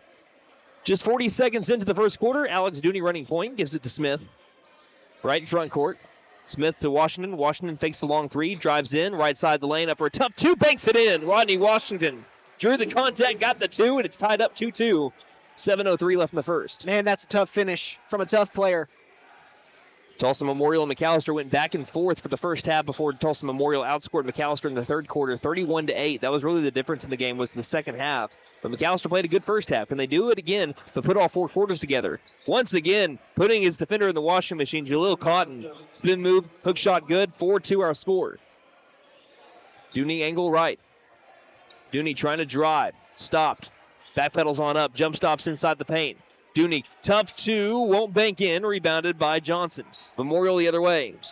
Ahead to Colbert. Colbert driving in, ran over Bickham, and there's the charge. Devion Bickham draws the charge. McAlester gets the ball back, down by 2. And that's exactly how you coach that up right there. He slid into position. He was completely stopped. And, 9 times out of 10, you are going to get that call if you're in position. And great job by Bickham that time to take the contact. The 1 out of 10 times might be the rare occasion in Tulsa Edison. 6:20 left to go in the first quarter. All love right there. Straight away, Alex Dooney bounce pass to the right wing to Smith. Smith trying to drive, left side of the lane. Tough 2, will be short. Rebounded by Colbert. Colbert ahead to Love. Love zigging, zagging, pass to the left wing. Johnson thought about the 3, drives in, little shovel pass to the right elbow. Back outside of Harris. Harris has troubles with the pass, but gathers it back in the corner. Guarded by Bickham. Harris guarded well by Bickham. Has to get rid of the basketball. Hard bounce pass, finding Cotton. Back outside of Harris. Straight away now, Love. Love dribbles up to the 3-point line, takes a straightaway 3, back iron, high rainbow bounce will find its way over to Pouncil. Pouncil ahead to Smith, 2-on-2 in transition. Smith late for Dooney. Dooney gets his man to jump for joy, up from the right block, can't score from the right block. And McAlester can't score in transition there. Cotton goes to the other side of the floor and grabs the board. Memorial heading the other way, up by 2. Driving, attacking, up for 2. Love right over Devion Bickham. And it's now 6-2, Chargers lead. Long pass, Smith stopping, angle left 3 on the way. It's way too strong. Rebounded by Johnson. 5:18 left in the first. Johnson left alone. He'll step into a left wing 3. That one's in and out. Rebounded by Smith. Smith ahead to Washington for McAlester down the far sideline in front of the media table. Stops on a dime. Waits for his offense. Now restarts. Hesitation. Inside the 3-point line. Back out with the pass to Smith. Straight away to Pouncil. Pouncil fakes the drive in. Goes back out. Now with the pass to Smith. Smith just inside the 3-point line. Bounce pass right wing. Bounce pass now to the baseline to Bickham. Back outside Smith. Smith stops. Pop and shot. Right elbow 2. Airballed. Looked like he might have gotten hacked by Fabian Harris. Rebound by the Chargers as they now lead 6-2 with 4:41 left in the first. Yeah, and they're making McAlester uncomfortable offensively. They've not really found anything comfortable that they've gotten so far. Even with the Rodney Washington layup, still had a lot of contact on that one. They're seeing why a lot of teams just can't even get to the 30-point mark against them. Harris, bounce pass to Cotton. Cotton throws the ball straight up in the air. It was stripped by McAlester Buffalo, said we'll stay with the Chargers.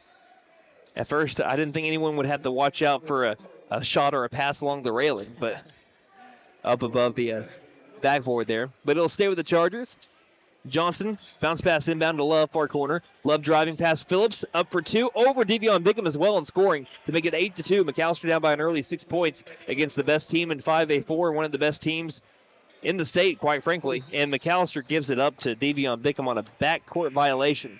French was waiting for a trailing Devion Bickham, and he was still well behind the half-court line. Bickham had to try to jump past it. Yeah, he tried, but just wasn't quite fast enough. And it's just one of those things where it's just you're not quite paying attention to the fullest. And it's only the first quarter, doesn't hurt you too bad, but already down 6, and it could be worse. A couple of substitutions, as we mentioned, for McAlester. Smith came out, and so did Dooney, as we have now a lob inside to Cotton. Cotton scores easily from the left block. Phillips checks in, and so does French. It's now 10-2. Chargers lead the McAlester Buffaloes. Yeah, an 8-0 run after McAlester tied it. Cotton is just, too good, man. Left wing, far corner. French spot up three from the corner is clanked off the right iron. Offensive board. Pouncil trying to walk the tightrope along the baseline. From nearly behind the backboard, banks it in. Davian Pouncil with a little bit of a flex thereafter. Count the basket. And one. Trip to the free throw line brought to you by Big V Feed Center. For your animals' needs, plus winter feed booking prices, call 918-426-1951. Davian Pouncil has been so good this year at cleaning up missed shots and putting it back in. Dooney and Smith right back into the game. Phillips stays in. Pouncil's free throw is no good. Phillips with a nice box out, but the shot bounced too far off. Taken by Love of the Chargers. Feeding to a trailing Cotton. Stopping angle left, trying to drive on Pouncil. Backs up Pouncil. Bounce pass back out near the circle. Into the game, Cam Highshaw for the Chargers. Highshaw off a screen, dribbles to the right side of the perimeter. Back outside, Harris, far corner three, in and out.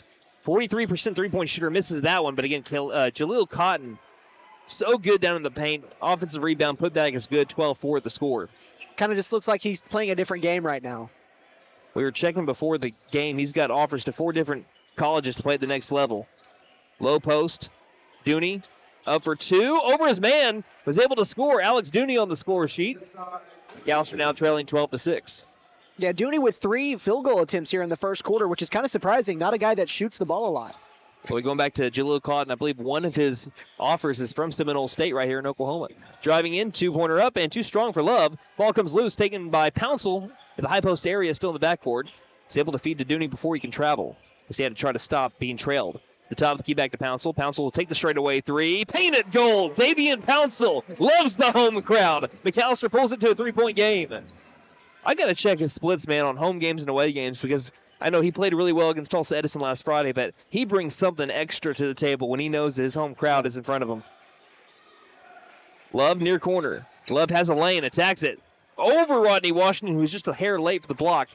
Puts it in for 2. It's now 14-9. Love with 6 points. Yeah, I think Dooney was expecting some back-end help, but didn't have it there on the drive. Near corner, Pouncil. Off a screen by Washington. Ooh. Low post spin, up off the glass, can't score. Almost a wonderful finish by Davian Pouncil, just couldn't complete the play. Jaleel Cotton with the rebound, will take it himself down the floor. Dribble straight away, passes angle right to Johnson. Johnson guarded by Phillips. The high post spin move past Phillips, 2 is up and good. 16-9, Chargers lead the Buffaloes once again by 7 points. 1:35 left in the first quarter. Not a lot of high-scoring action, but it seems like we've had a bunch of action. Right wing Dooney, cross-court pass, finding Pouncil in the corner. On the drive, left side, jump stopping in the paint. Pouncil ends up getting caught up with Fabian Harris. Jump ball should stay with McAlester, and it will. Devion Bickham checking back in for Davian Pouncil. Pouncil getting a much and well-deserved break. Gets a high five from Coach Dooney. Says, just trying to get you a little bit of air. And Rodney has not been too involved here early. Just that first 2 points. But since then, every time he's got it, he's been doubled. Pass to Smith. Angle left 3 on the way short. Harris has the rebound. 1:13 left in the first on that trigger 3 attempt by Brandon Smith. Harris down the floor. Waits for a Man to get the handoff. Highshaw is that man. Steps on the M logo with 63 seconds left in the first, and his team up by 7. Bounce pass left wing. Garrett on the drive. Stopped by Phillips. Back outside. Cotton, southpaw left wing 3. Way too strong. Rebounded by Washington. Alone inside the paint. I think he was a little bit surprised about that. Straight away, Washington double teamed, as you mentioned. Gets it back out over to Bickham. Bickham angle right. Trying to direct Rodney. Now drives in. Block shot by Garrett, who leads the team in blocks per games at 1.3. To the other side, transition. Harris, right wing 3, short. Bickham finds himself with a rebound along the right block. Falls to a knee. He's able to hand it off to Washington with 30 seconds left in the first. McAlester down by 7, trying to cut into it. Washington on the drive. Left-handed layup is good. Had to hold on for a little bit because it looked like that was a possible tomahawk dunk opportunity, but I think he just wants the point. 16-11. I wonder if that was just a conscious decision, because I think he definitely could have slammed it if he wanted. He's made some of the most insane dunks you've seen at the high school level, and he just brushes it off because it's like, I care more about the win. Bounce pass baseline. Cotton back outside straight away. 4 seconds, 3 seconds into the paint. 2 is up. Blocked shot by Phillips, and there's the buzzer. And that'll be the end of the first quarter. The McAlester Buffaloes trailing 16-11, and so far, pretty good game that we have here in the 7-4-5-0-1. We'll take a break and return in 60 seconds here on KNED.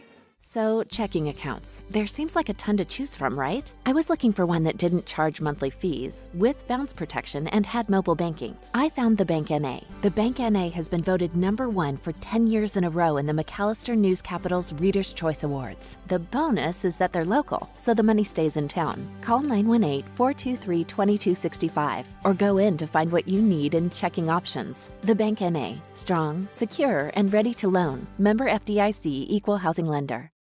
Vinton Nissan has a sweetheart of a deal on the new 2025 Nissan Murano. A sweetheart of a deal? What does that even mean? It means amazing savings and unbeatable offers. And guess what? They also have a sweet deal on the 2025 Nissan Armada. Spacious, stylish, and a great deal? Everyone needs to check this out. They should, but hurry, the sweetheart deals won't last long. And don't forget to tell them Maddie sent ya. Vinton Nissan is your best deal dealer. Shop us online now at vintonnissan.com.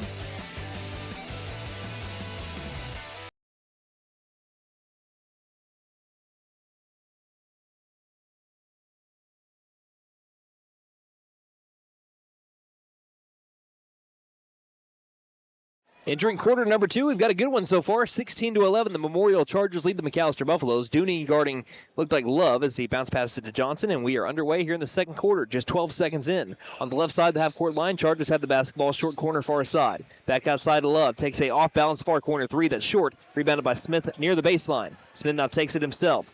Shuffle pass to Bickham in the backcourt, who feeds to Washington, and now they'll set up the offense on the right side of the timeline. Washington.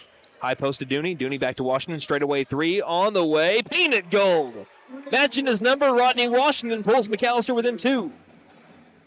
He scored the last 5 for the Buffaloes as well.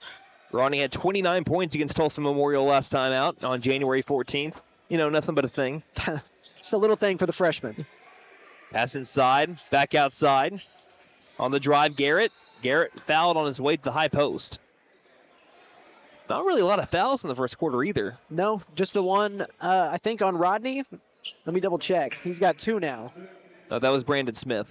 Oh, they got Brandon Smith now? Yeah, Smith with the foul there. So now they both have a foul apiece. We saw quite a bit of fouls in the girls' game, and then not a whole lot in the boys so far, which is kind of surprising because of how high-paced these two teams play. It's funny, you point that out. I've had a couple of games like that as well. It's kind of weird. It works out that way. Johnson lobbed to the low post. Cotton just again making it look easy. It doesn't matter who's on the floor, it's a mismatch. Cotton is into the double figures. Left wing 3 by Pouncil. Can't answer with the 3. Strong with the shot. Rebounded by Love. 18-14. Chargers lead the Buffaloes by a couple of possessions. Shovel pass inside. Low post. Yep, there's the foul on Dooney. Swiped the arm of number 25, Jalen Branch, who was the starter the last time these two teams played. Should be going to the line, and this is what's wild about Jalen Branch. He doesn't get a lot of free throw attempts. He's only 2 of 4 from the line on the season. Wow. For somebody that plays a good amount this late in the season, that's kind of a surprising stat to see. 6'4" senior. One of the 6 on the team. Right foot slightly in front of the left. His first free throw attempt is back iron. So now on the season, 2 of 5. Still an 18-14 McAlester disadvantage. 1 minute and 15 seconds into the second quarter.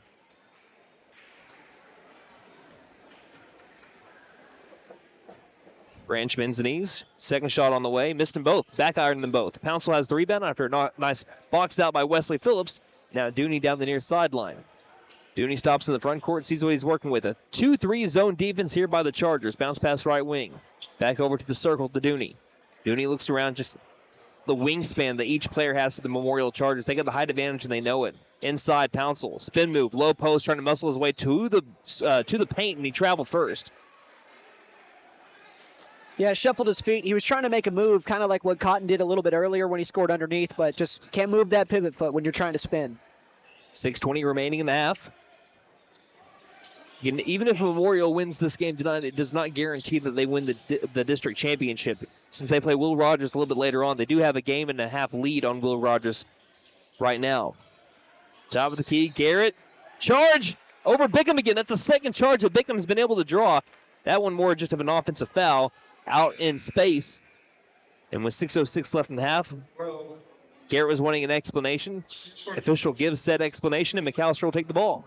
Yeah, he just looked frustrated from the defense from Bickham, and that speaks to how well Bickham has played. Being a pest defensively is the perfect way to play. That's what you want to be defensively, and that's where that push-off came from. I spoke to Coach Dooney yesterday morning on Running with the Herd, and he was talking about Devion Bickham as we have a pass inside and stolen by Harris, and Memorial will move right to left.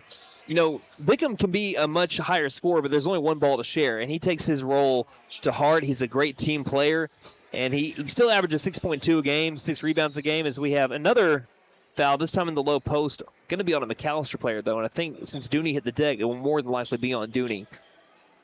They're saying he pulled him down. That was the explanation they just gave Coach Dooney.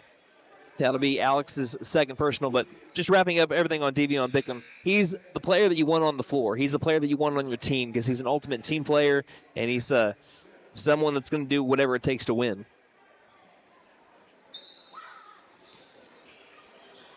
Here's an inbound to the low post, wide open, too, made by Jarrell Colbert, and it's now 20-14. Yeah, Brandon Smith fell asleep, wasn't looking, and just a backdoor cut. Great play by the Chargers there.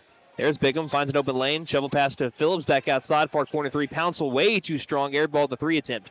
Harris has the rebound, Memorial going the other way, lobbing it ahead to Colbert. Colbert left everyone jumping and then scores from the left block. It's quickly now an 8-point McAlester deficit. 22-14, 5:14 left in the half. Now, correct me if I'm wrong. I think McAlster's only scored 2 points this quarter. Straight away three, Rodney Washington. Left it short. Long rebound. Bickham can't grab it. Pouncil can't either, and it's last touched by Pouncil into the Memorial bench. It's actually just three, I believe, from the Rodney Washington three to start things off. That's right, yeah. You are correct, though. Just one field goal for the Buffaloes so far, and 3 minutes of play here in the second. Chargers have, again, extended their lead to an 8-point lead. They're on 3 minutes into the second. I think it's a 6-0 run now. In the front court, Johnson dribbles to the angle right area. Bounce pass to Harris. Fabian looking left, looking right. Will bounce pass it right. Finding Johnson. Johnson driving to the high post back outside to Harris. Harris working himself into the corner, guarded by Washington. Washington tries swiping at the basketball, can't grab it. Nearly a travel by Harris. Harris is able to grab it back. And a timeout call by Coach Allison on a good defensive series here for the Buffaloes. 4:37 left in the half. McAlester trailing 22-14. We'll take that break with them here on KNED. Don't let heating and cooling issues break your heart this February.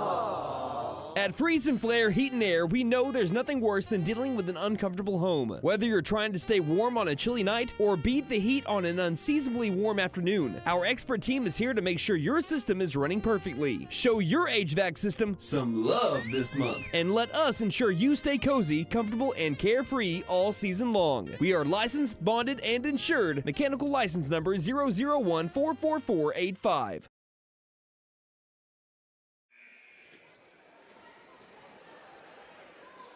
After a good defensive stand here without a shot by the Chargers on the last offensive possession, Coach Bobby Allison either wanted to just go over the game plan or saw something in the McAlester defense, so he calls the timeout. He has 4 left. McAlster's Mike Dooney has all 5 left. Chargers get the inbound into the backcourt, leading 22-14 over the Buffaloes with 4.5 left to play in the half. Love between the circles. They also have some substitutions here as it looks like their starting 5 is back in. Into the corner, Colbert. Back to Love, bounce pass to Cotton. Straight away, Cotton feeds it quickly down low to Johnson. Johnson, hook shot missed over Bickham, gets his own rebound. Tries to feed it inside to Cotton into traffic. It rolls away from him, and it's taken by Harris in the corner. Harris now driving. Bounce pass late to Cotton. Cotton over Devion Bickham and scores. It's now a 10-0 run, 24-14. Cross court to Smith. Left wing. Smith spins it to the top of the key. Back to Smith, angle left. Into the corner to Bickham. Bickham far side, tries to feed it back out, and is fouled. And Bickham was already looking for the foul. Well, asking you shall receive. Yeah. Foul will be on Jarrell Colbert. He took a big hit in the stomach there, trying to get it back up to the top of the key, but just the offense hasn't been super fluid so far. They just haven't been able to find a lot of lanes to score.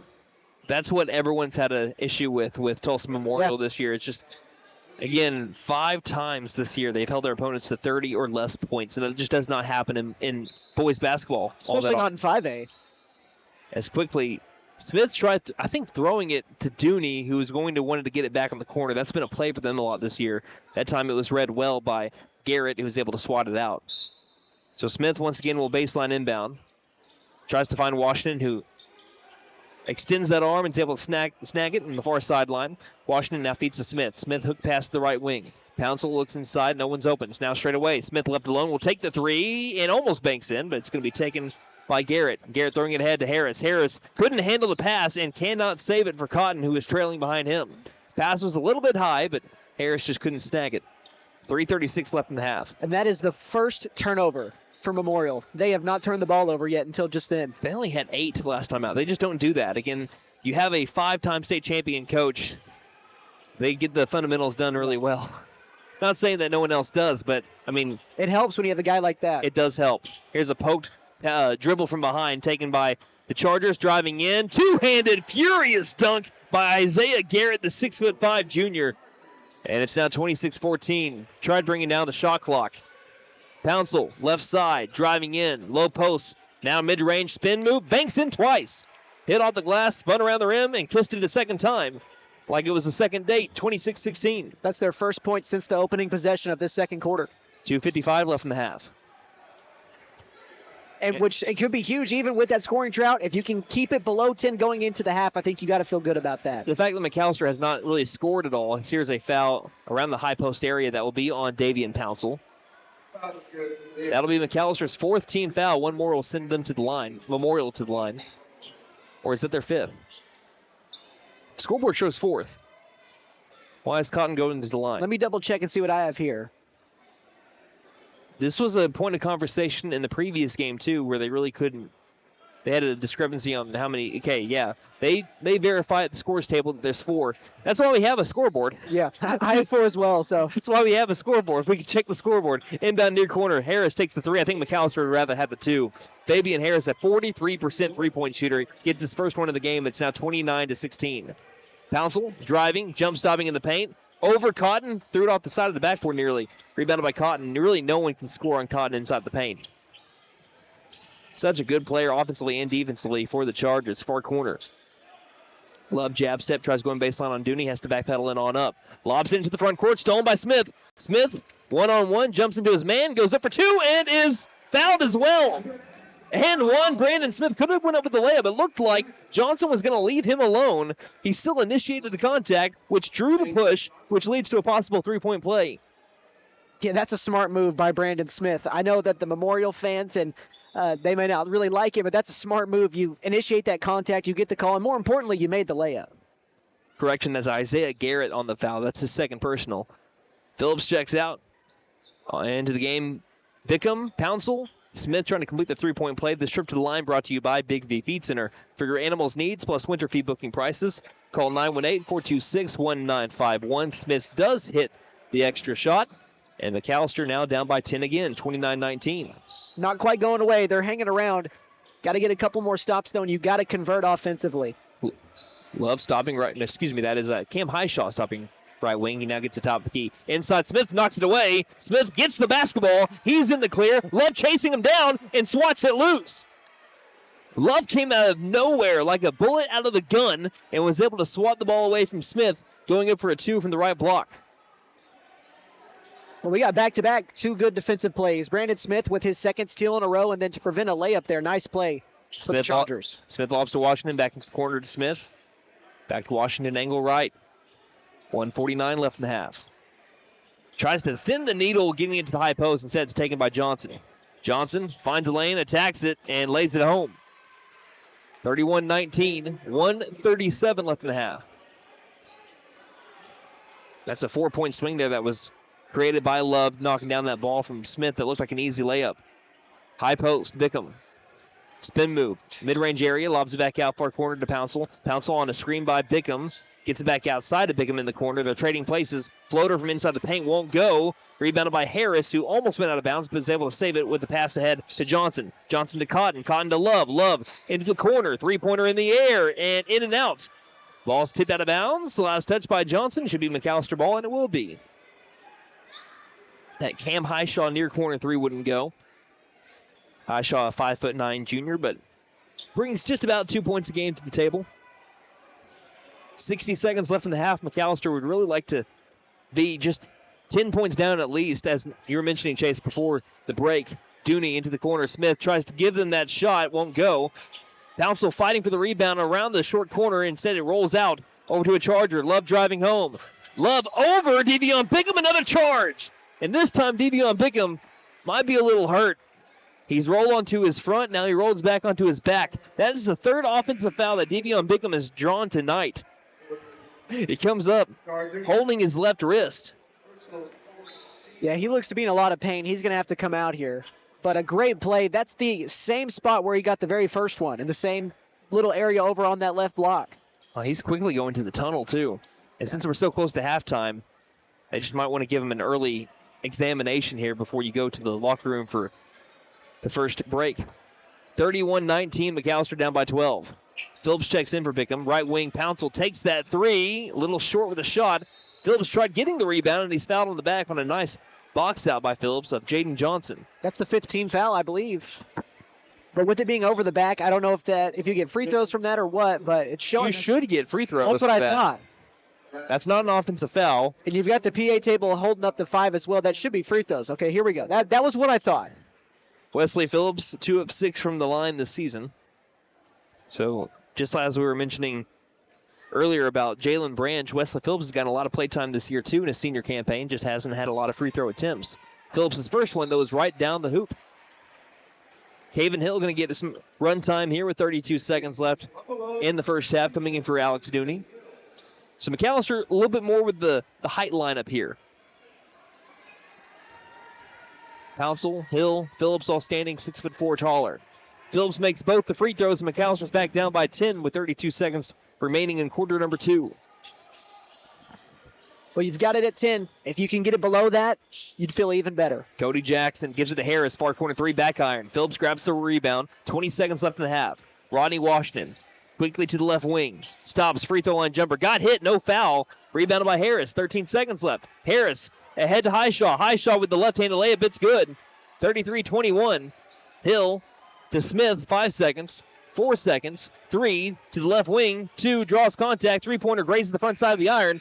Phillips couldn't get the rebound in time, and that will be the end of the first half. McAlester trailing Tulsa Memorial 33-21 at the break. We'll look at your halftime stats and keys to the second half when we return here at the MAC on KNED. McAlester Direct Primary Care offers 24... The largest used car sales event of 2025 is here. Patriot Chrysler Dodge Jeep and Ram in McAlester makes it easier than ever to trade up and upgrade. Hundreds of used cars, trucks, and SUVs marked down to sell. No reasonable offer refused. Bring us your tax return and Patriot will double it toward your purchase or down payment. Vehicles $99 down and $199 per month. Interest rates as low as 1.9% APR. Get to Patriot Chrysler Dodge Jeep and Ram in McAlester.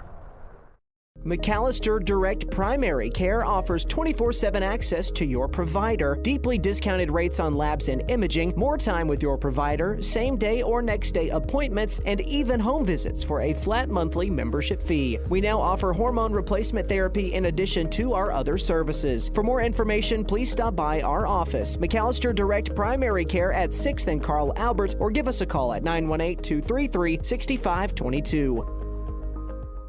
Stipe Law Firm, your first call when the unthinkable strikes for over 80 years. We focus on wrongful death, personal injury, truck and oil field accidents, insurance bad faith, probate, end-of-life preparation, and Social Security disability claims. We are here to advocate for you in all of your legal needs. We are a full-service law firm with over a century of experience representing Oklahomans across the state, professionally and discreetly. We win our cases in courtrooms, not on social media. Call today, 918-423-0421, or go online to stipelaw.com. Running into an old friend is nice. Running into a total stranger, well, not so good. Now, you don't need help from Buck Wilson Frame and Body Shop for those greetings with friends, but if you have one of those unwanted encounters with a stranger, give Buck Wilson a call at 918-423-3161. They are expert craftsmen, specialists. They can straighten out your situation. Buck Wilson Frame and Body Shop, 103 East Oklahoma, McAlester. Again, call 918-423-3161.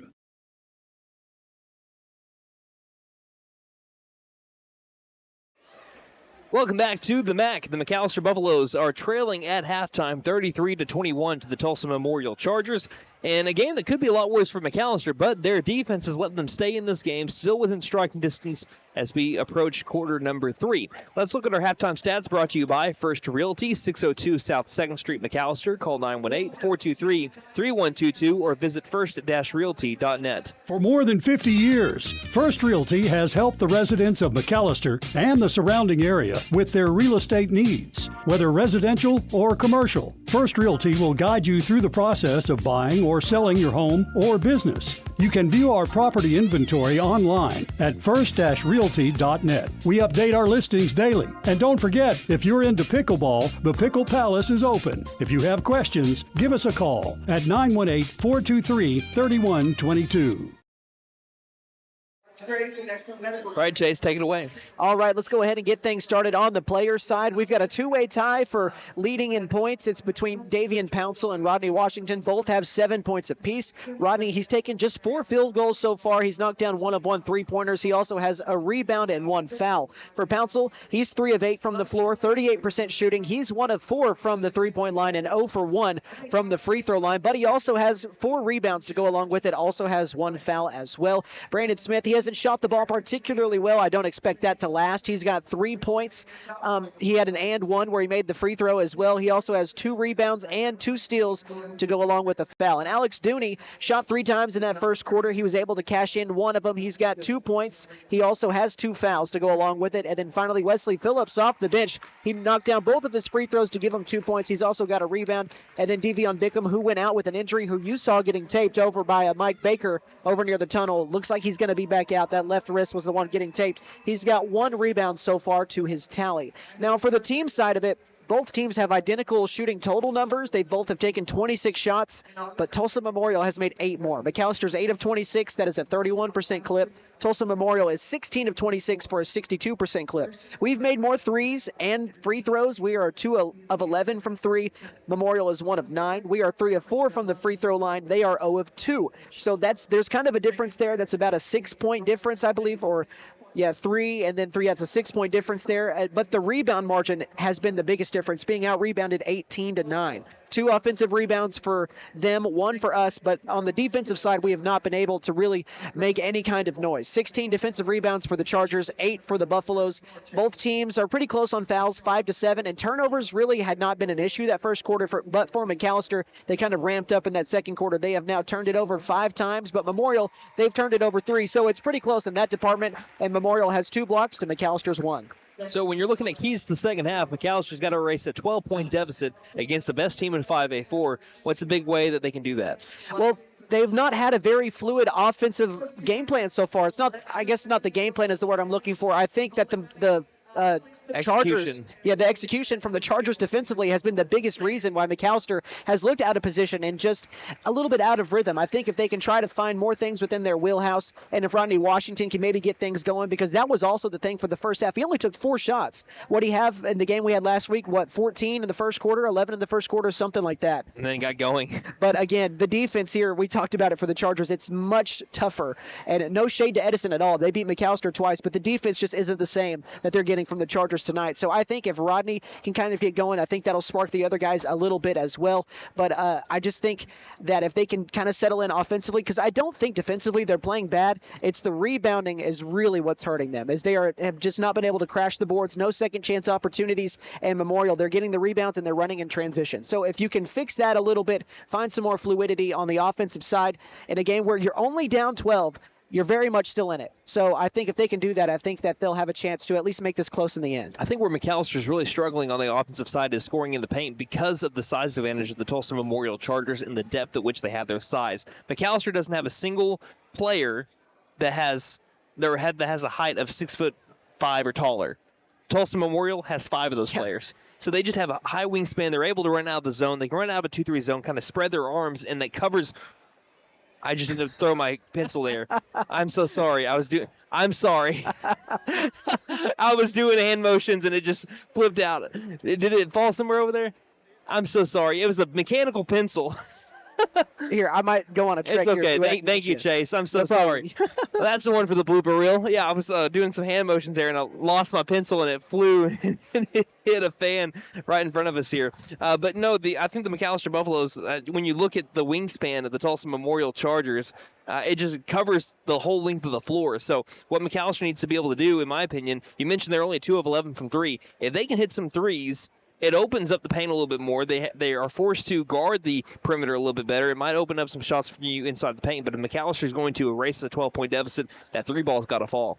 Yeah, and we've seen them knock it down. I've seen them knock down over 10 3-pointers in a game. They can do it. It's just a matter of it actually happening here down 12. My worry, though, is that you start seeing, I don't know if spamming is the word, but the overusage of the 3-pointer, because in the back of your mind, it's like, well, threes will get us there closer. There's no 12-point shot in basketball, so you just need to take it possession by possession. Right. Now, as I mentioned, you got to make them. Doesn't mean that you need to spam them, as you were mentioning, yes. Before we do go to break, we do want to mention that, yes, it is Pink Out Night. On the video screen, you might have saw a couple of people walk out. As it is Pink Out Night tonight, we are, again, recognizing those that have been battling breast cancer. It is Breast Cancer Awareness Month in the month of February. The McAlester Lady Buffaloes and Buffaloes honoring those that have survived breast cancer, battling breast cancer, or have lost a loved one to breast cancer. So, again, just anyone that might be affected by that, just know that us here at McAlester Radio, we're in your corner. We're praying for you, and we're going to be praying for the best for you. And, it's cool to be able to get to recognize them today and to be able to talk about that, just show that they're not alone in their fight. They always have someone in their corner, and the whole McAlester community showing that to a couple of people that were able to come out onto the floor as we had to finish off our first half stats. But anyway, we want to mention that before we go to our second half. The Chargers do lead the McAlester Buffaloes 33-21. Those are your halftime stats, brought to you by First Realty, 602 South 2nd Street, McAlester. Call 918-423-3122 or visit first-realty.net. We will take a 30-second break. We'll have the start of the second half coming up after that here on KNED. Running into an old friend is nice. Running into a total Hey guys, it's Sam from Sam Wampler's Freedom Ford in McAlester and Eufaula. With 2 locations to choose from, we have close to 200 vehicles on the ground and coming in. And with vehicles starting at $29.95, we have something for everyone. And if you need parts or service, we are loading up at both locations to serve you better. Plus, with our mobile service van and our pickup and delivery, we can help you with sales and service no matter where you are. So come see us at Sam Wampler's Freedom Ford in McAlester and Eufaula and let us make it happen for you.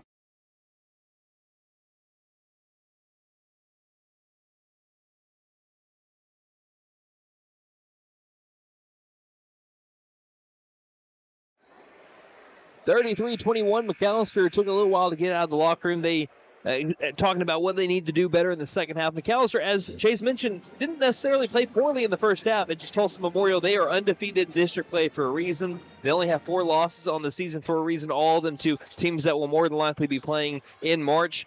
The McAlester Buffaloes trying to be one of those teams. They're down by 12 right now, 33-21. McAlester Buffaloes currently number 5 in the 5A4 standings. And if they want to guarantee not to drop any further and maybe even get back into the 4 spot tonight at least, because they have 2 more district games remaining, they want to make sure they win this one. But they have to be able to overcome this 12-point deficit as we begin quarter number 3. Alex Dooney, Brandon Smith, Rodney Washington, Devion Bickham, and Davian Pousel on the floor, the left side of the half-court line, as we've switched sides here. McAlester offensively on the left side of the half-court line, and the Chargers on the right. Straight away, Smith passes left wing. Back to Smith, top of the key. Hook pass to the right wing to Dooney. Bounce pass, no look to the baseline. Bickham takes that spot up baseline jumper. Won't go. Offensive board, Alex Dooney tried putting it back in midair. Could not go. 7.5 remaining in the third quarter. McAllister's first possession cannot score. Cotton working out of the beyond the perimeter. Passes to the near corner to Love. Love driving up. Kicks it back out to the left wing. Colbert to the far corner. Harris for three. Harris clanks the iron, and being pushed in the back was Brandon Smith after a Colbert flying into or rebound attempt. No foul called there, but it's still McAlester basketball. 44 seconds left in the third. Chargers lead by 12. Dooney, as he's crossing the half-court line and calling out the plays here, still running out of that same 2-3 defense from the Chargers. Pouncil will have it left wing. Pouncil looking at the high post. Washington didn't come open. Right wing to Smith. Smith still looking around. Feed to the low post area. Spin move, mid-range jumper. Won't go for Bickham. McAlester trying to find any kind of opening right now, and the Chargers, no holes. Yeah, you mentioned they've been holding teams to under 30 points this season, which is so hard to do. And McAlester right now at 21. Johnson low post, bounce pass to a trailing Fabian Harris, came open past Rodney Washington and makes this a 14-point game, 35-21. The third quarter is when things got out of hand for McAlester the last time that these two teams played. That was back on January 14th. It was a 31-8 third quarter. Oof. It was only a 6-point game at halftime, and that's what really put the game to bed early. Left wing, Washington to the high post, Pouncer. Triple team, tries feeding it inside to Bickham, and it's intercepted once more. Another turnover here for the Buffaloes. Colbert trying to feed it inside, will have a jump ball, and Pouncil trying to save Jaleel Cotton, who is tangled up with Pouncil. Possession arrow favors the Chargers, so they'll keep the ball with the baseline inbound upcoming. And Pouncil tried to keep him up there, didn't want him to fall, but Cotton did not want to use Pouncil's hand to get up that time after that play. And sometimes you just do get caught up, and he's also yanking away. He nearly went into the padding over there. Mm-hmm. Inbound far corner. Love back inside to Johnson. Johnson backing up Smith. Spins right past him and scores. 37-21. It just, the post play of the Chargers, it's like their get out of jail free card. Washington tips the ball to him in the front court. Near corner. Goes baseline. Feeds it inside to Pouncil. A great look in. Pouncil scores and one. And McAlester needed that one like I need a winning lotto ticket. 5:48 left in the third. Yeah, nice play by Rodney. I think maybe, they ended up getting the foul, so I'm not going to complain. I just thought maybe underneath he took some contact there. But it worked out for Pouncil. Smith will check out. Wesley Phillips coming in. This trip to the charity stripe brought to you by Big V Feed Center. For your animals' needs plus winter feed booking prices, call 918-426-1951. Pouncil can't hit the free throw. Goes up for the rebound late, but it's snagged by Jarrell Colbert. And the Chargers, who are leading by 14, cross the timeline with Love with the basketball. 5:37 remaining in the third. He dribbles ankle right. Hands the ball off to Colbert. Colbert guarded by Dooney. Bounce pass, top of the key. Johnson looks inside and is left alone. Takes a straightaway three that won't go. Washington has the rebound all alone. Now strolls down the far sideline. Washington crosses over to the high post. Into traffic. Two is up, and he got it and one. Rodney Washington up to 9 points now, and a chance to bring McAlester within 11. Well, that's 2 possessions in a row now. You've scored, and you've not given up a bucket. You're going to need more of that here. Again, there's no 12-point play in basketball. It's just possession by possession, and so far these last 3 go-arounds here, that's exactly what you want. This time, though, they complete the 3-point play. Rodney Washington gets the free throw, and McAlester so far winning the quarter by 1. 37-26, 5:13 left in the third. Just about 3 minutes into this third quarter of basketball. Love guarded by Dooney. Dooney swats at the ball. Now dives for it as after it came loose. He'll stay with the Chargers after it bounces into the scorers table.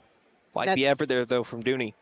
Sorry, I didn't mean to get to you there, but I was just going to say that's why he plays so much. He's such a defensive presence that really, it's so hard to want to take him off the floor. Love, past Dooney straight away. Right past Bickham, free throw line floater goes. Man, what a move. Right past Bickham, who looked like he had an easy swat at the basketball. Coach Allison calls the timeout. 39-26, McAlester down by 13. 4:57 left in the third here on KNED. So, checking accounts. There seems like a ton to choose from, right? I was looking for one that didn't charge monthly fees, with bounce protection, and had mobile banking. I found the Bank NA. The Bank NA has been voted #1 for 10 years in a row in the McAlester News Capital's Reader's Choice Awards. The bonus is that they're local, so the money stays in town. Call 918-423-2265 or go in to find what you need in checking options. The Bank NA. Strong, secure, and ready to loan. Member FDIC, Equal Housing Lender. Right at McAlester out here tonight. Don't know how well you can hear it on the video stream. I know on the radio side of things you can hear it very well. McAlester trailing 39-26, trying to be like their female counterparts who came back from 14 down to win in overtime against Tulsa Memorial in the game before this one. 4:47 left in the third. McAlester with the ball. Bickham, Dooney, Pouncil, Phillips, and Washington on the floor. Right wing Pouncil bounce past the side post to Dooney. Dooney is able to skip it back out to Bickham before the travel. Far corner three, rather right wing three by Pouncil's no good. Offensive rebound by Washington inside the paint. He's fouled, no whistle. Ball's rolling loose, and Phillips couldn't handle it in the baseline area. So we'll go back to the Chargers. And finally, McAlester able to get that second opportunity. They just weren't able to get it home. Not fully in their control, though, as you mentioned. Looked like Washington took some contact, just unfortunately didn't get the call. That's what Coach Dooney was mentioning to one of the officials over here, talking about the contact on the shot by Washington. 4:18 left in the third. Bounce pass left wing, Love. Love tries driving on Dooney into the baseline area. Now has to get it back outside. Jarrell Colbert back to Love, far corner. Halfway through the third quarter, off a screen, Love stops, high post, back outside with the pass to Johnson. Skipping it top of the key to Colbert, and we have an off-ball foul. This one will be on Dooney. That's his third. And Smith will check back in. We'll see who's coming out. It'll be Phillips. So you're starting five on the floor for McAlester. Exactly halfway through the third quarter. Johnson will inbound. Finding a man, low post. Scoring is Jarrell Colbert. And it's now 41-26. McAllister's largest deficit of the game, 15 points. Smith straight away. Passes the left wing to Pouncil. Pouncil to the mid-range area. Smith in the paint. Smith draws contact with Cotton. Still is able to score over him, which is not easy to do. It makes it 41-28. Just got to keep chipping away. Even with the deficit, all you can do is just continue to score on your own end. That's where McAllister's gotten in trouble before, just in the past, not necessarily here recently, but as you mentioned at halftime, here's a fadeaway jumper looking like Dirk. Johnson can't get it to go. Smith has the rebound. We'll get to that conversation in a moment. Smith driving again for two. Can't get the roll there that time, though. Pouncil tries getting the rebound. Last touched by... Oh, there's a late whistle for a foul coming in here, and this is from the far side, and it will be on the Chargers. Looks like Fabian Harris. Well, I'm glad they called it, because I thought Smith took contact on the layup anyways. That was let go, so now it ends up working out. Now the rebound attempt, that's the third team foul on the Chargers, but as you mentioned, in the past, with you being a young team, you're seeing yourself down by 13 points, you're thinking, okay, yeah, 3, and they're being more smart with it here. Since they're not forcing shots, they're able to still stay within that 13-point span. Here's a long right elbow, nothing but the bottom of the bucket for Devion Bickham. And now McAlester, again, winning the quarter by 1 point so far, 41-30. And that's what you want to do. As long as you can stay within arm's length, you don't want to go away, and that's what they're not doing. They're staying right here with Memorial. High shot, driving past Washington, stopping in the paint, giving up down low. Cotton misses the rare two. Washington with the rebound. Washington past one man to the low post. Off balance, two won't go. Rebounded by Davian Pouncil, another and one for him. Give him three. He'll try to complete the 30-point play here in just a moment as McAllister's pulled it back within 9. He shoots, he scores right this way. Mr. Pouncil to the charity stripe. He's up to now 11 points for Davian Pouncil, once again into double figures. Also, that is the fourth team foul here against Memorial. So one more here in the final 2:45. You're shooting more free throws. That's a whole lot of time, too. 41-32. Also a little 6-0 run here for the Buffs after going down by 15, which, as you mentioned, was their largest deficit of the game. Trying to make it an 8-point game. Pouncil's free throw is good. Net barely moved there for Pouncil, who is a 71% free throw shooter, and tonight just 1 of 3, though. 41-33, McAllister's won the quarter by 4. High shot down the floor. Brought up by Dooney. Hands the ball off to Love on the white line between the circles. Love Spin past the three-point line. Back outside to Highshaw. Pumps and drives. Baseline. No-look feed into Cotton. Cotton for two. Got it and one. Dooney once again setting up for the charge. He's just not getting that whistle tonight for him, and that'll be his fourth foul. I just want to throw some props out there to Memorial. Excellent ball movement offensively. I mean, it's just something that you don't really see as well executed at the high school level. And they move the ball with ease. Looks like a team that's, at the top of the division. Mm-hmm. And, we mentioned them missing the state tournament last year. They lost to Booker T 1 game away from the state tournament. They lost that game by 18 points. Booker T was the state runner-up, and they lost the state championship game by 3 points as Cotton misses the free throw. So they were really, if they wouldn't have matched up with Booker T, they would have made the state tournament again. And that was with a young team. Coming back up, driving in. Nice move by Davian Pouncil right to the rack. And he's got 14 points. McAlester back down by 8, 43-35. Yeah, Memorial brings back every single starter from a year ago. Every single one. And then they just added more depth. Yeah, you can tell. You can definitely tell. Driving in, drawing contact the entire way through. Cam Highshaw made that one look easy. Well, not all that easy. He did take some contact, as I mentioned. 10-point game, 45-35. Washington to Bickham left wing. Bickham looking around.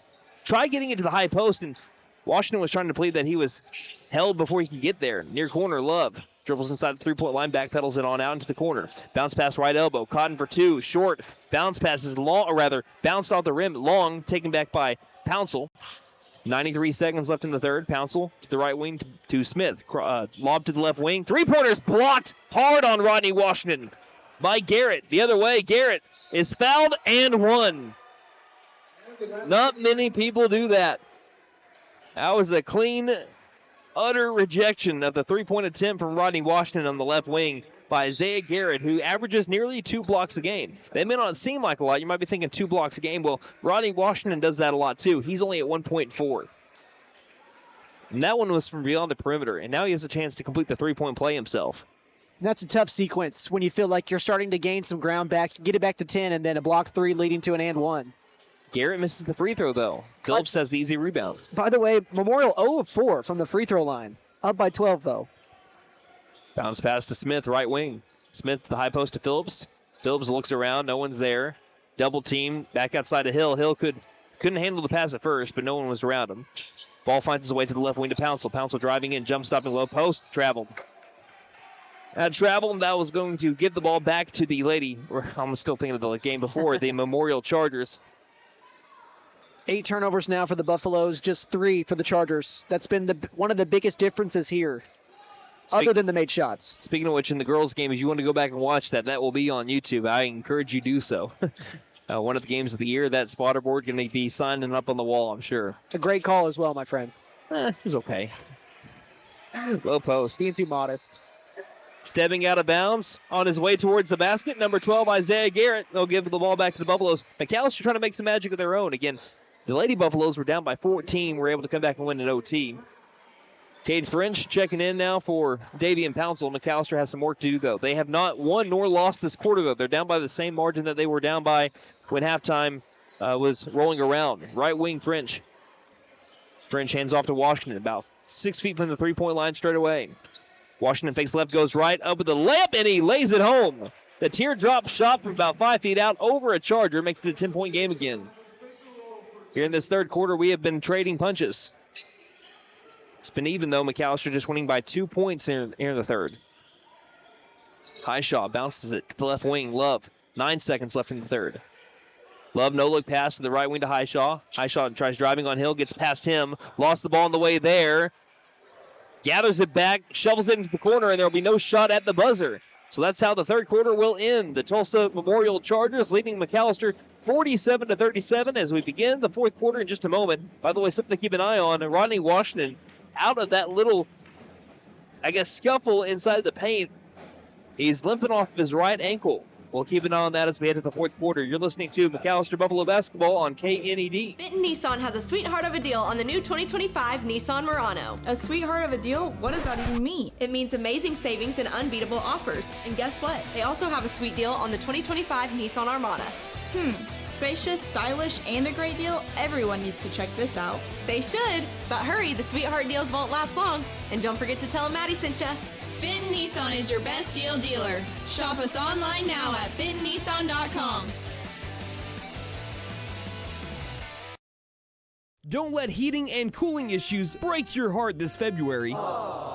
At Freeze and Flare Heat and Air, we know there's nothing worse than dealing with an uncomfortable home. Whether you're trying to stay warm on a chilly night or beat the heat on an unseasonably warm afternoon, our expert team is here to make sure your system is running perfectly. Show your HVAC system some love this month, and let us ensure you stay cozy, comfortable, and carefree all season long. We are licensed, bonded, and insured. Mechanical license number 001444485.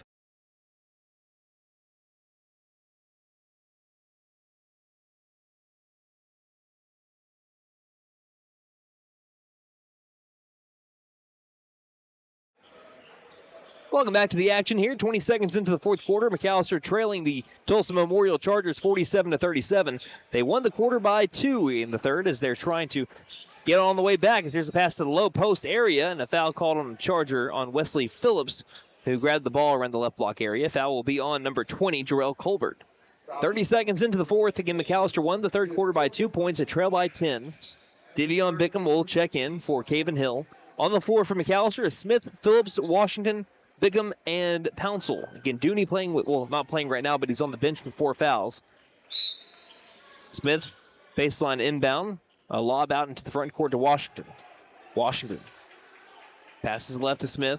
Smith lob to the high post to Bickham. Bickham back outside near corner. Smith, they need it, and they can't get it. Rolls out. On the three-point attempt from Brandon Smith, Highshaw has the rebound. 45 seconds into the final quarter. Pass left side to Harris. Harris looks left, decides to go right with it. Layup on the way, short. Offensive board. Cotton is fouled before he went up the shot, or is this going to be on the shot? It will be on the shot. He sacked first and then went up with the process of the two. And Jalil Cotton for 2 free throws here, who is a 66% free throw shooter.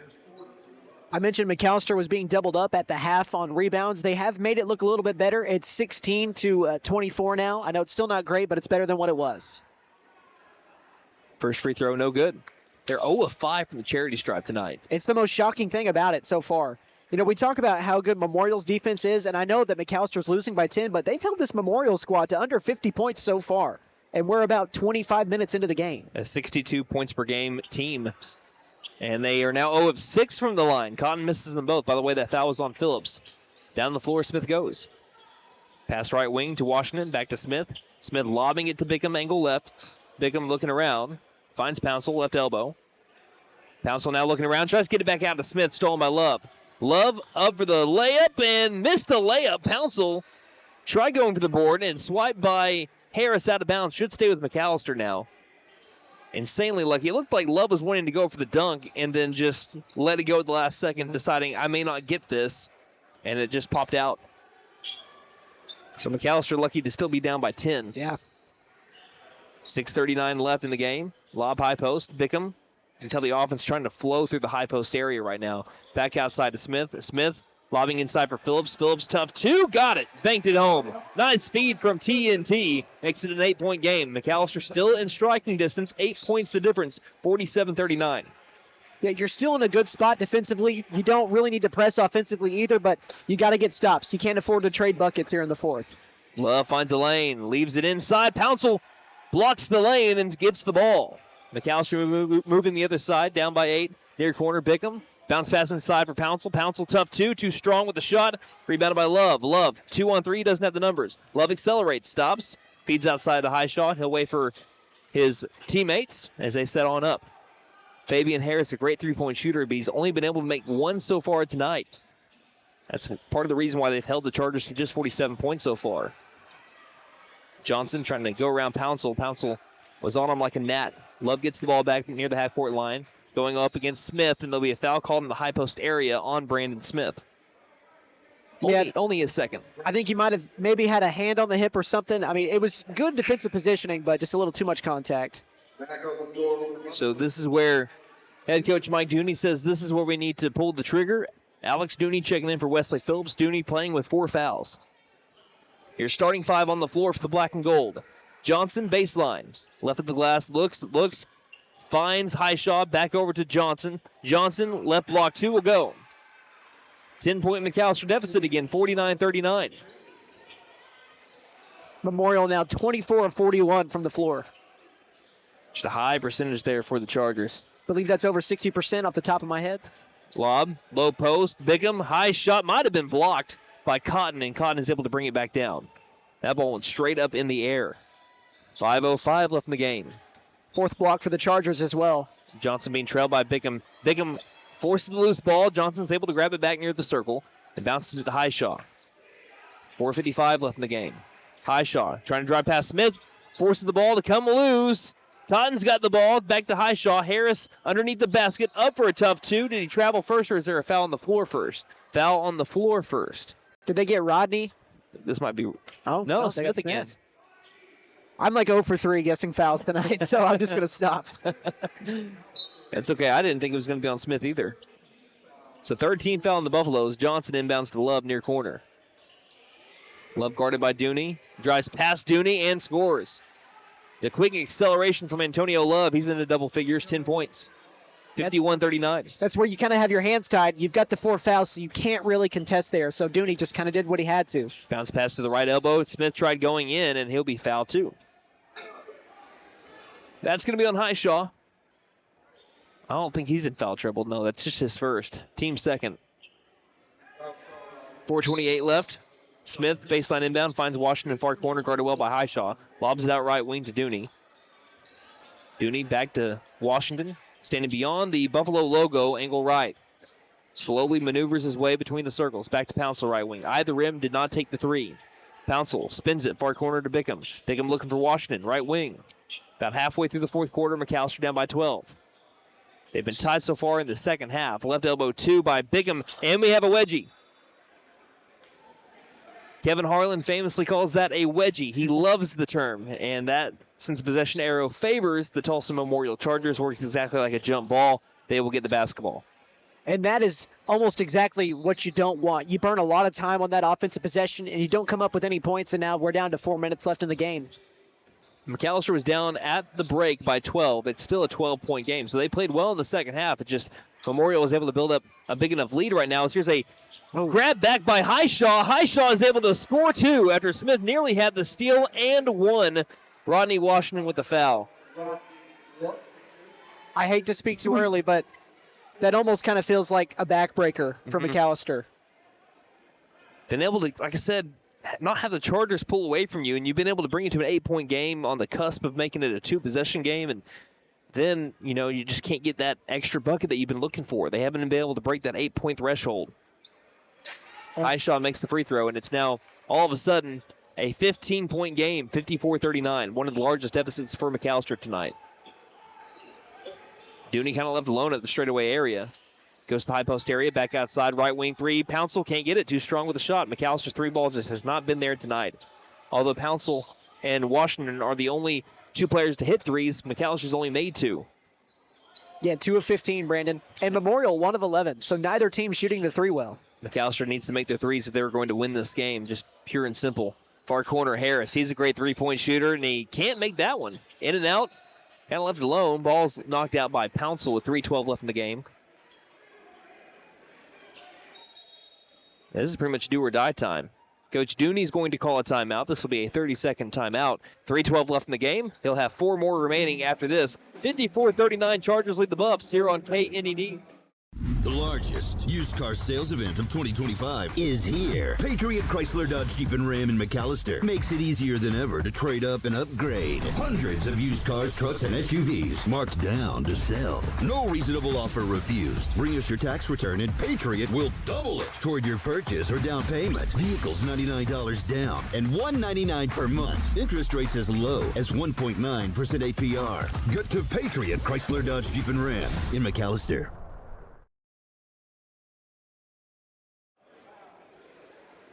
3:12 left in this one. McAllister's played a better game tonight than they did back in January against Tulsa Memorial, but the problem is you have to play a near-perfect game to be able to beat a Charger team that is undefeated in district play in a really tough district. Coach Dooney was talking about how tough this district is on any given night. The 8 team could upset the 1 team because of how talented all 8 teams are. But Tulsa Memorial has made sure no one has upset them this year, and they're 3 minutes away from continuing to keep that narrative true. Memorial with the basketball, Cotton jump stopping into the paint, and that is why they are so good. Their post play is just excellent. They have made 1 3 tonight, I believe. Yeah, just one. They're 1 of 12. And the rest of it is just all Cotton in the low post play. As here's a bounce pass that sails past Bickham out of bounds. It will go to the Chargers on another McAlester turnover. You know, and you talk about how McAlester, we both felt like they needed to play almost a perfect game, and I feel like they've done enough to where they could have won this game. Oh, my goodness. I'm sorry to cut you off, partner, but Rodney Washington now knows how it feels. Jaleel Cotton dunks over Rodney Washington with the left hand and one. Whew. And that will be on highlight reels in T-Town for the foreseeable future. As soon as I was talking about how McAlester could have won this game, that dunk makes it a 19-point game. Rodney has done that to people all year long. There's not many people that do it to Rodney as the free throw is missed. But, I mean, up until these final few possessions here, you feel like they've played well enough defensively. I mean, you have them under 60 here with 2.5 left in the game. The offense just wasn't there for McAlester tonight. Rodney goes after Jaleel Cotton. He is fouled. See if it was by Cotton. Well, the official was fouled by the other official on the way to call out who had the foul. It was on Cotton. That's his third. So 2 free throws here for Rodney Washington. This trip to the line brought to you by Big V Feed Center. For your animals' needs plus winter feed booking prices, call 918-426-1951. First free throw is made. Now the Buffaloes are right around where most of Memorial's opponents have been this season. Again, they're only giving up 44 points a game. And McAllister's at 40. So it's just what Memorial's been doing to teams all year long. No matter if you're one of the best teams in the state or right in the middle of the pack like the Buffaloes have been. Second free throw missed by Washington. It's an 18-point game, 58-40. Pass to the far corner, outside of the high post. Now down low, Love for 2, right past Dooney to make this a 20-point game, 60-40. McAlester kept this as close as they could for as long as they could, but this is where Memorial, after the body punches, you're starting to see the late round heavy swings. Shot missed by Washington, rebounded once again by High Shot. Memorial going the other way after McAlester one and done. 2-minute warning here, 60-40. McAlester trailing by 20 points. And dribbling it off of his foot was High Shot out of bounds into the Memorial bench, back to the black and gold. Just the 6th turnover here from Memorial, but McAlester only 10. So I really don't think that would be something you'd look at here as a reason why they're down 20. They've done fairly well on the turnover side of it, even though they've lost the margin. High post, Dooney, spin move, low post up against Cotton. Nice move, is able to draw the foul on Fabian Harris. So 2 free throws for Alex Dooney on the way. But it looks like McAllister's chances of coming back in this one, I don't like to ever, doubt anybody because I've seen some wild stuff before, but looks like it's slim to none. And if McAlester is going to increase their standings in the 5A4 standings, this is the good news for McAlester. As the first shot is made by Dooney. They have a pretty favorable rest of the regular season. It is in a back-to-back, though. They have to travel to Pryor on Friday, but Pryor is the last team in the 5A4 standings. They're 1-10, but they're still a good team as Dooney hits both the free throws. Again, McAlester only beat Pryor by 14 points, and it was a pretty close game for a majority of that game as Love hits the floor, but the ball bounces straight to Harris. Inside to Cotton. Cotton with the left-handed layup won't go, and it's saved by Johnson. 1:33 left in the game. But then you're looking at Tahlequah, and Tahlequah is a much different team than they were on the season opener against McAlester when the Buffaloes beat them 80-52. As Cotton two-handed slams it on a wide-open pass down low to him. Once again, a 20-point game. But it's still Tahlequah, a team that you really need to beat if you want to jump them for the 4 spot. So McAlester can do this as Dooney once again gets on the scoreboard. A quick right block 2.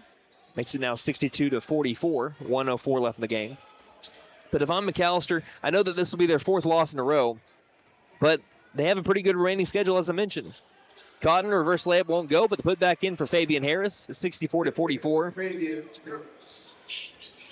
Now we're just, again, trading points here, waiting for the buzzer to sound. Smith has it knocked out of thin air on a block by Fabian Harris, and he's got the board. Ball came loose. Pouncil's got the steal. Pouncil left alone for a layup, and he'll score.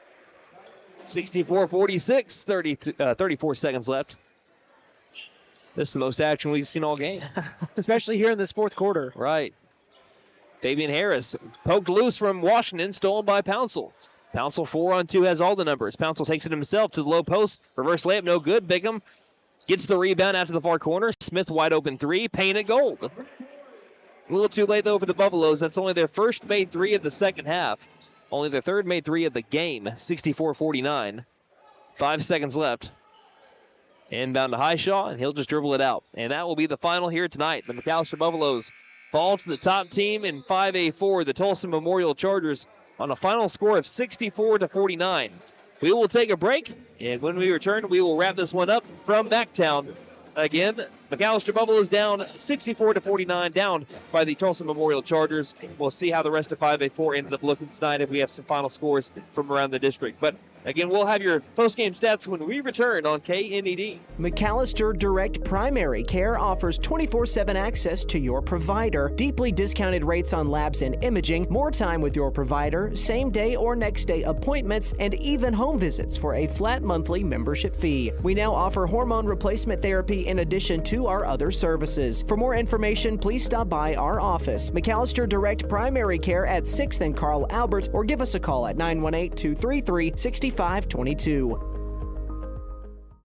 Stipe Law Firm, your first call when the unthinkable strikes. For over 80 years. We focus on wrongful death, personal injury, truck and oil field accidents, insurance bad faith, probate, end-of-life preparation, and Social Security disability claims. We are here to advocate for you in all of your legal needs. We are a full-service law firm with over a century of experience representing Oklahomans across the state, professionally and discreetly. We win our cases in courtrooms, not on social media. Call today, 918-423-0421, or go online to stipelaw.com. Running into an old friend is nice. Running into a total stranger, well, not so good. Now, you don't need help from Buck Wilson Frame and Body Shop for those greetings with friends, but if you have one of those unwanted encounters with a stranger, give Buck Wilson a call at 918-423-3161. They are expert craftsmen, specialists. They can straighten out your situation. Buck Wilson Frame and Body Shop, 103 East Oklahoma, McAlester. Again, call 918-423-3161. Hey guys, it's Sam from Sam Wampler's Freedom Ford in McAlester and Eufaula. With 2 locations to choose from, we have close to 200 vehicles on the ground and coming in. And with vehicles starting at $29.95, we have something for everyone. And if you need parts or service, we are loading up at both locations to serve you better. Plus, with our mobile service van and our pickup and delivery, we can help you with sales and service no matter where you are. So come see us at Sam Wampler's Freedom Ford in McAlester and Eufaula and let us make it happen for you. Welcome back to McAlester, Oklahoma, where the McAlester Buffaloes fell tonight to the Tulsa Memorial Chargers in a final score of 64-49. Again, a much closer game than what we had back in January when, again, a 31-8 third quarter really distanced themselves from the McAlester Buffaloes, but still a loss for McAlester, their 4th straight loss. They have been struggling as of late. They have lost now 6 out of their last 7, but they do have a pretty favorable rest of the schedule here as they take on Pryor on Friday and then Tahlequah again on Saturday, a team that McAlester beat by 16 and then a team that they also beat by 28 still on the schedule as we look at our final 2 games of the season. And these 2 games are huge for McAlester because we'll mention it a little bit later on. But McAlester is down by 2 games to Tahlequah. Tahlequah won tonight. But Tahlequah also has Edison Prep, who is right now at number 3 and was beating Pryor 61-25 according to Squirtle at halftime. And then they play McAlester. So if McAlester wins these last 2 games and Tahlequah loses the next 2, McAlester will jump Tahlequah for the 4 seed instead of having to be the 5. And, of course, the higher up you go in the 5A4 standings, the easier or more favorable that first-round matchup looks for your team. But we'll get to that in just a moment. Let's look at our post-game stats first. This one in a final score of 64-49, Tulsa Memorial over McAlester. Brought to you by Barlow Built Performance and Automotive, your full-service automotive and transmission repair shop. Brake work and heat and air repair. Plus, we do MIG and TIG welding. We're McAllister's only full-time exhaust shop. From race cars to your grandma's cars, we do it all. We sell tires and wheels. Barlow Built Performance and Automotive, 2201 North Main Street, McAlester. Open Monday through Friday, 8 a.m. to 5 p.m. Call 918-318-0323. Chase? Well, Brandon, my player of the game is the one who led the way in scoring, so suffice it to say, I do a pretty good job of picking out these players of the games. I think last week, I picked Brandon Smith. I didn't pick Rodney, who had 40. And anyway, sorry, I got going there. Davian Pouncil led the way with 16 points tonight. He shot 7 of 16 from the floor, 1 of 6 from 3, and 1 of 3 from the free throw line. Also tallied in 6 rebounds, had 2 steals as well. And Rodney Washington finished in double figures again, only 13 points tonight on 5 of 10 shooting, so still shot the ball well, 50% from the field and 50% from 3. Only shot 2 threes, made 1 of them. them. 2 of 3 from the free throw line as well. Also tallied 5 boards, 1 steal as well. And then Brandon Smith, he had 8 points tonight, made 1 3-pointer, also had 3 rebounds, 2 steals to go along with it. And then Alex Dooney had 6 points tonight, shot a little bit more than what we're used to seeing, 2 of 5 from the floor, also went 2 of 2 from the free throw line. He had 1 rebound, also he had 4 fouls. I thought he had some steals there. I misread the column. And Wesley Phillips, he had 4 points tonight. How about him off the bench? He also knocked down 2 big free throws, had a rebound to go along with a block. And then Devion Bickham, he had 2 points tonight, 1 of 6 shooting. Didn't shoot the ball a lot, had 2 rebounds as well. And I'm just glad he got to play that second half after what looking like a pretty tough injury. He had that, I think it was his left wrist wrapped up. So that'll be something to watch as they've got 2 more games this week. So hopefully he's all right. But on the team side of the fouls, this ended up being the decider here. They both shot just about the same amount of shots. McAlester shot 52, Memorial shot 51, but McAlester only made 19 for 37%, and Memorial was 31 of 51, which is a 61% clip. And a lot of that came underneath, and that was, I forget the man's first name, but Cotton. Jalil Cotton. Jalil Cotton. Yeah. He was a big reason for that. How many points did he end up with tonight? He ended up with 20. So, I mean, that was a lot of the big reason. I would love to see points in the paint. I know that's not something that we stat up here, but going back, I would love to see what the difference was there, because that's where the game was won. Because McAlester, they made more threes. 3 of 16 for 19%. Memorial, they were 1 of 12 for 8%. They also made more free throws. McAlester was 8 of 11 for 73%. Memorial was just 1 of 8 for 12%. But the rebounds were also a huge differentiator. 32 rebounds for Memorial to 18 for McAlester. But surprisingly, offensive rebounds were the same at 5 and 5. McAlester had 3 more steals and 5 to 2, but for Memorial, just 8 turnovers, and for McAlester, they turned the ball over 10 times. So that was pretty close on both sides. And then we also talked about the paint. Memorial, they had 5 blocks to McAllister's 1. So that's where the biggest defense or difference was. It was the defensive side of the ball where Memorial just kind of owned the inside, and that's what gave them the advantage tonight. It's what makes them so good. I mean, just the size that they have, 1 to 5. I mean, we were just looking at the starting 5 tonight, listing them off: 6'6", 6'2", 6'6", 6'3", and then you had 5'11" in your point guard. So McAlester has, 3-4 guys on the floor at any given time that might be 6'3" or 6'4". They have multiple 6'6". They also have a guy at 6'4" that is a 6th man, and a 6'5" on the bench as well. So they just have plenty of size galore. They have depth at it too. And then on top of that, when you have your guards, they're fast as lightning. They can shoot the ball, but they don't have to shoot the ball. When you mentioned during the game, just their ball movement is just insane. Their IQ is off the charts, and then you have a whole year to kind of work with the young team from last year to now lead to their senior years for a bunch of these guys that started. I'm excited to see how far Memorial can go, because they took missing the state tournament last year to heart. Again, there's not often that the Tulsa Memorial Chargers, who have the 5th most titles in all of OK Prep's history at 10 state titles, they haven't missed the state tournament in 12 years before last year. They missed it last year to the state runner-ups. They're looking to come back, and they're well on their way there with an undefeated 5A4 district standing so far. And if they win one more game, they just have to win one, or Tulsa Will Rogers has to lose one, they will clinch the 5A4 district championship. So who else do they have left, if you know, Memorial, for this week? Will Rogers is one of them. I cannot remember the other one. I'll have to check that out here in just a second. I just had them listed up here, so give me 1 second. Oh, yeah, you're fine. I kind of just threw that up. Looks like, well, that was on the girls' schedule there, so let me see if I can get to the boys here in just a moment. Coweta, thank you. Nate's right there on the ball. So Coweta, 6th seed, they should be favored in that as well. So they just win one more game. They beat Coweta or they beat Will Rogers. Or if Will Rogers just loses one of their final 2 games, then it's a district championship for Tulsa Memorial. But your final thoughts on this one, and then we'll recap the girls just real quickly, because we already kind of did that in between the games, but we'll wrap it up.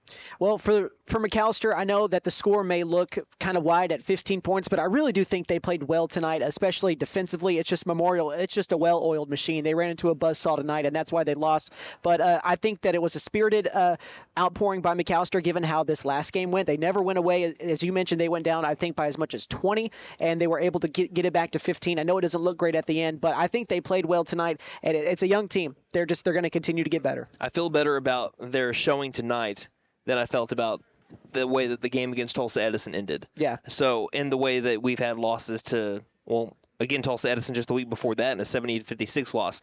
There's no, I guess, good wins, but I think they made improvement based on who you're playing today than who you played last Friday. And that's not saying Tulsa Edison is bad. It's just saying that's how good Tulsa Memorial is. I think if you can play like this and see your outside shot fall with a little bit more regularity, you're looking at a pretty good into the rest of the season as McAlester drops to 10-11 with 2 more games left to go in the regular season. But real quickly now, the girls. What about the girls? They have won now 5 games in a row. I don't know the last time they won 5 in a row. I think that you have to go back to their state championship year to see the last time that they won 5 in a row. And they have won now 7 out of their last 8 games, and they could be in a prime position to jump up not just to the 6th seed, but to the 5 if they can win maybe one more game this week. Yeah, and a lot of the props goes to Coach Bashirs because she's getting a lot out of these girls and what was, as you mentioned at the beginning of the year, not a big roster. They only had 7 on the roster. Now they've got 9 suited up, and tonight they had to play without 2 of them because of fouls later on in the game. It's a tough win. It's a gritty win, and with games like that, when you don't have the Rylan Lesnows or the Bodie Nystroms on the floor with you, it forces these other players to kind of step up in these moments where they may not be on the floor in those moments. So it's good experience for what is also a young team, just like the guys, and they just keep taking steps in the right direction. And I did want to mention, because we kind of forgot about this, wanted to look at the 5A4 standings right now, going back to the boys. Actually, we can kind of look at the girls, too, because now that McAlester ended up winning that game, did we have... Oh, yeah, girls are currently tied for 5th, so they did jump. Did Tahlequah lose today? We'll check and see if the Tahlequah girls lost, because now we're looking into standings here. Right now, though, the McAlester Lady Buffaloes, with the win over Tulsa Memorial, it doesn't matter what happened with Tahlequah, they are tied for 5th in the 5A4 standings. And what a final score there. Durant defeated Tahlequah tonight, 29-22. That looks like a halftime score. That does look like a halftime score. So McAlester has now... It looks like McAllister's now jumped Tahlequah. So they are at least the sole owner of 6th right now, but they're tied for 5th with Tulsa Memorial with some more games to go. I'm excited to see how this season shapes out. On the schedule left, they have Pryor and Tahlequah. Again, Pryor right now a top 3 team. Tahlequah, that's the team that McAllister's mainly trying to jump, but Tulsa Memorial now in the picture too, if McAllister can climb up all the way from 5th. From being in the basement just 3 weeks ago, by the way. And now for the boys, McAlester does not drop in the standings. They're still at number 5. Coweta lost by 21 to Will Rogers. Durant ended up losing to, I believe it was Tahlequah earlier tonight. So Tahlequah jumps up to 6-6. McAlester drops to 4-8. But it doesn't matter, even though it's a 2-game difference with 2 games left. If Tahlequah loses to Tulsa Edison, the 4th spot is still in play for McAlester if the Buffaloes go 2-0. That is how the 5A. So we could have both the girls and boys finish 5th or better. And how would you have reacted if I would have told you that about this girls' team about a month and a half ago? About 3 weeks ago. About 3 weeks ago. That's where you want to be with starting off the season 0-10. So the way that the Lady Buffaloes, have been able to rattle off the end of the season has been something special. And I hope that McAlester fans notice this and really show out for senior night senior day on Sunday at 1 o'clock. But we've already talked too much. Let's go ahead and let's wrap things up here as we will tweet out those final stats from both of our games, and we will call it tonight and get ready for a trip to Pryor on Friday. Chase, can you thank our sponsors one final time here? Yes, sir. My pleasure. We want to thank Sam Wampler's Freedom Ford, the Bank & A, Fenton Nissan, Friesen Flair, Heat and Air, Patriot, Chrysler Dodge Jeep and Ram of McAlester, McAlester Direct Primary Care, Stipe Law Firm, and Buck Wilson Frame and Body Shop. And a big thank you to our board operator, Austin Wheat, for his work tonight, as well as Nate Brown on the video side. That is award-winning video director Nate Brown now, as you check on OAB Awards there. And thank you, the listener, for spending your Tuesday night with us. One final time from the McAlester Activity Center, a.k.a. the MAC in McAlester, Oklahoma. The Lady Buffaloes won one of the best games of the year in overtime over the Lady Chargers. Meanwhile, the boys lost by 15 to the Chargers. Until Friday on Valentine's Day, when McAlester has a date with the Tigers in Pryor. On behalf of Chase McNutt and myself, this is Brandon Green saying, don't just have a great night, have a Buffalo night. That night, Harper.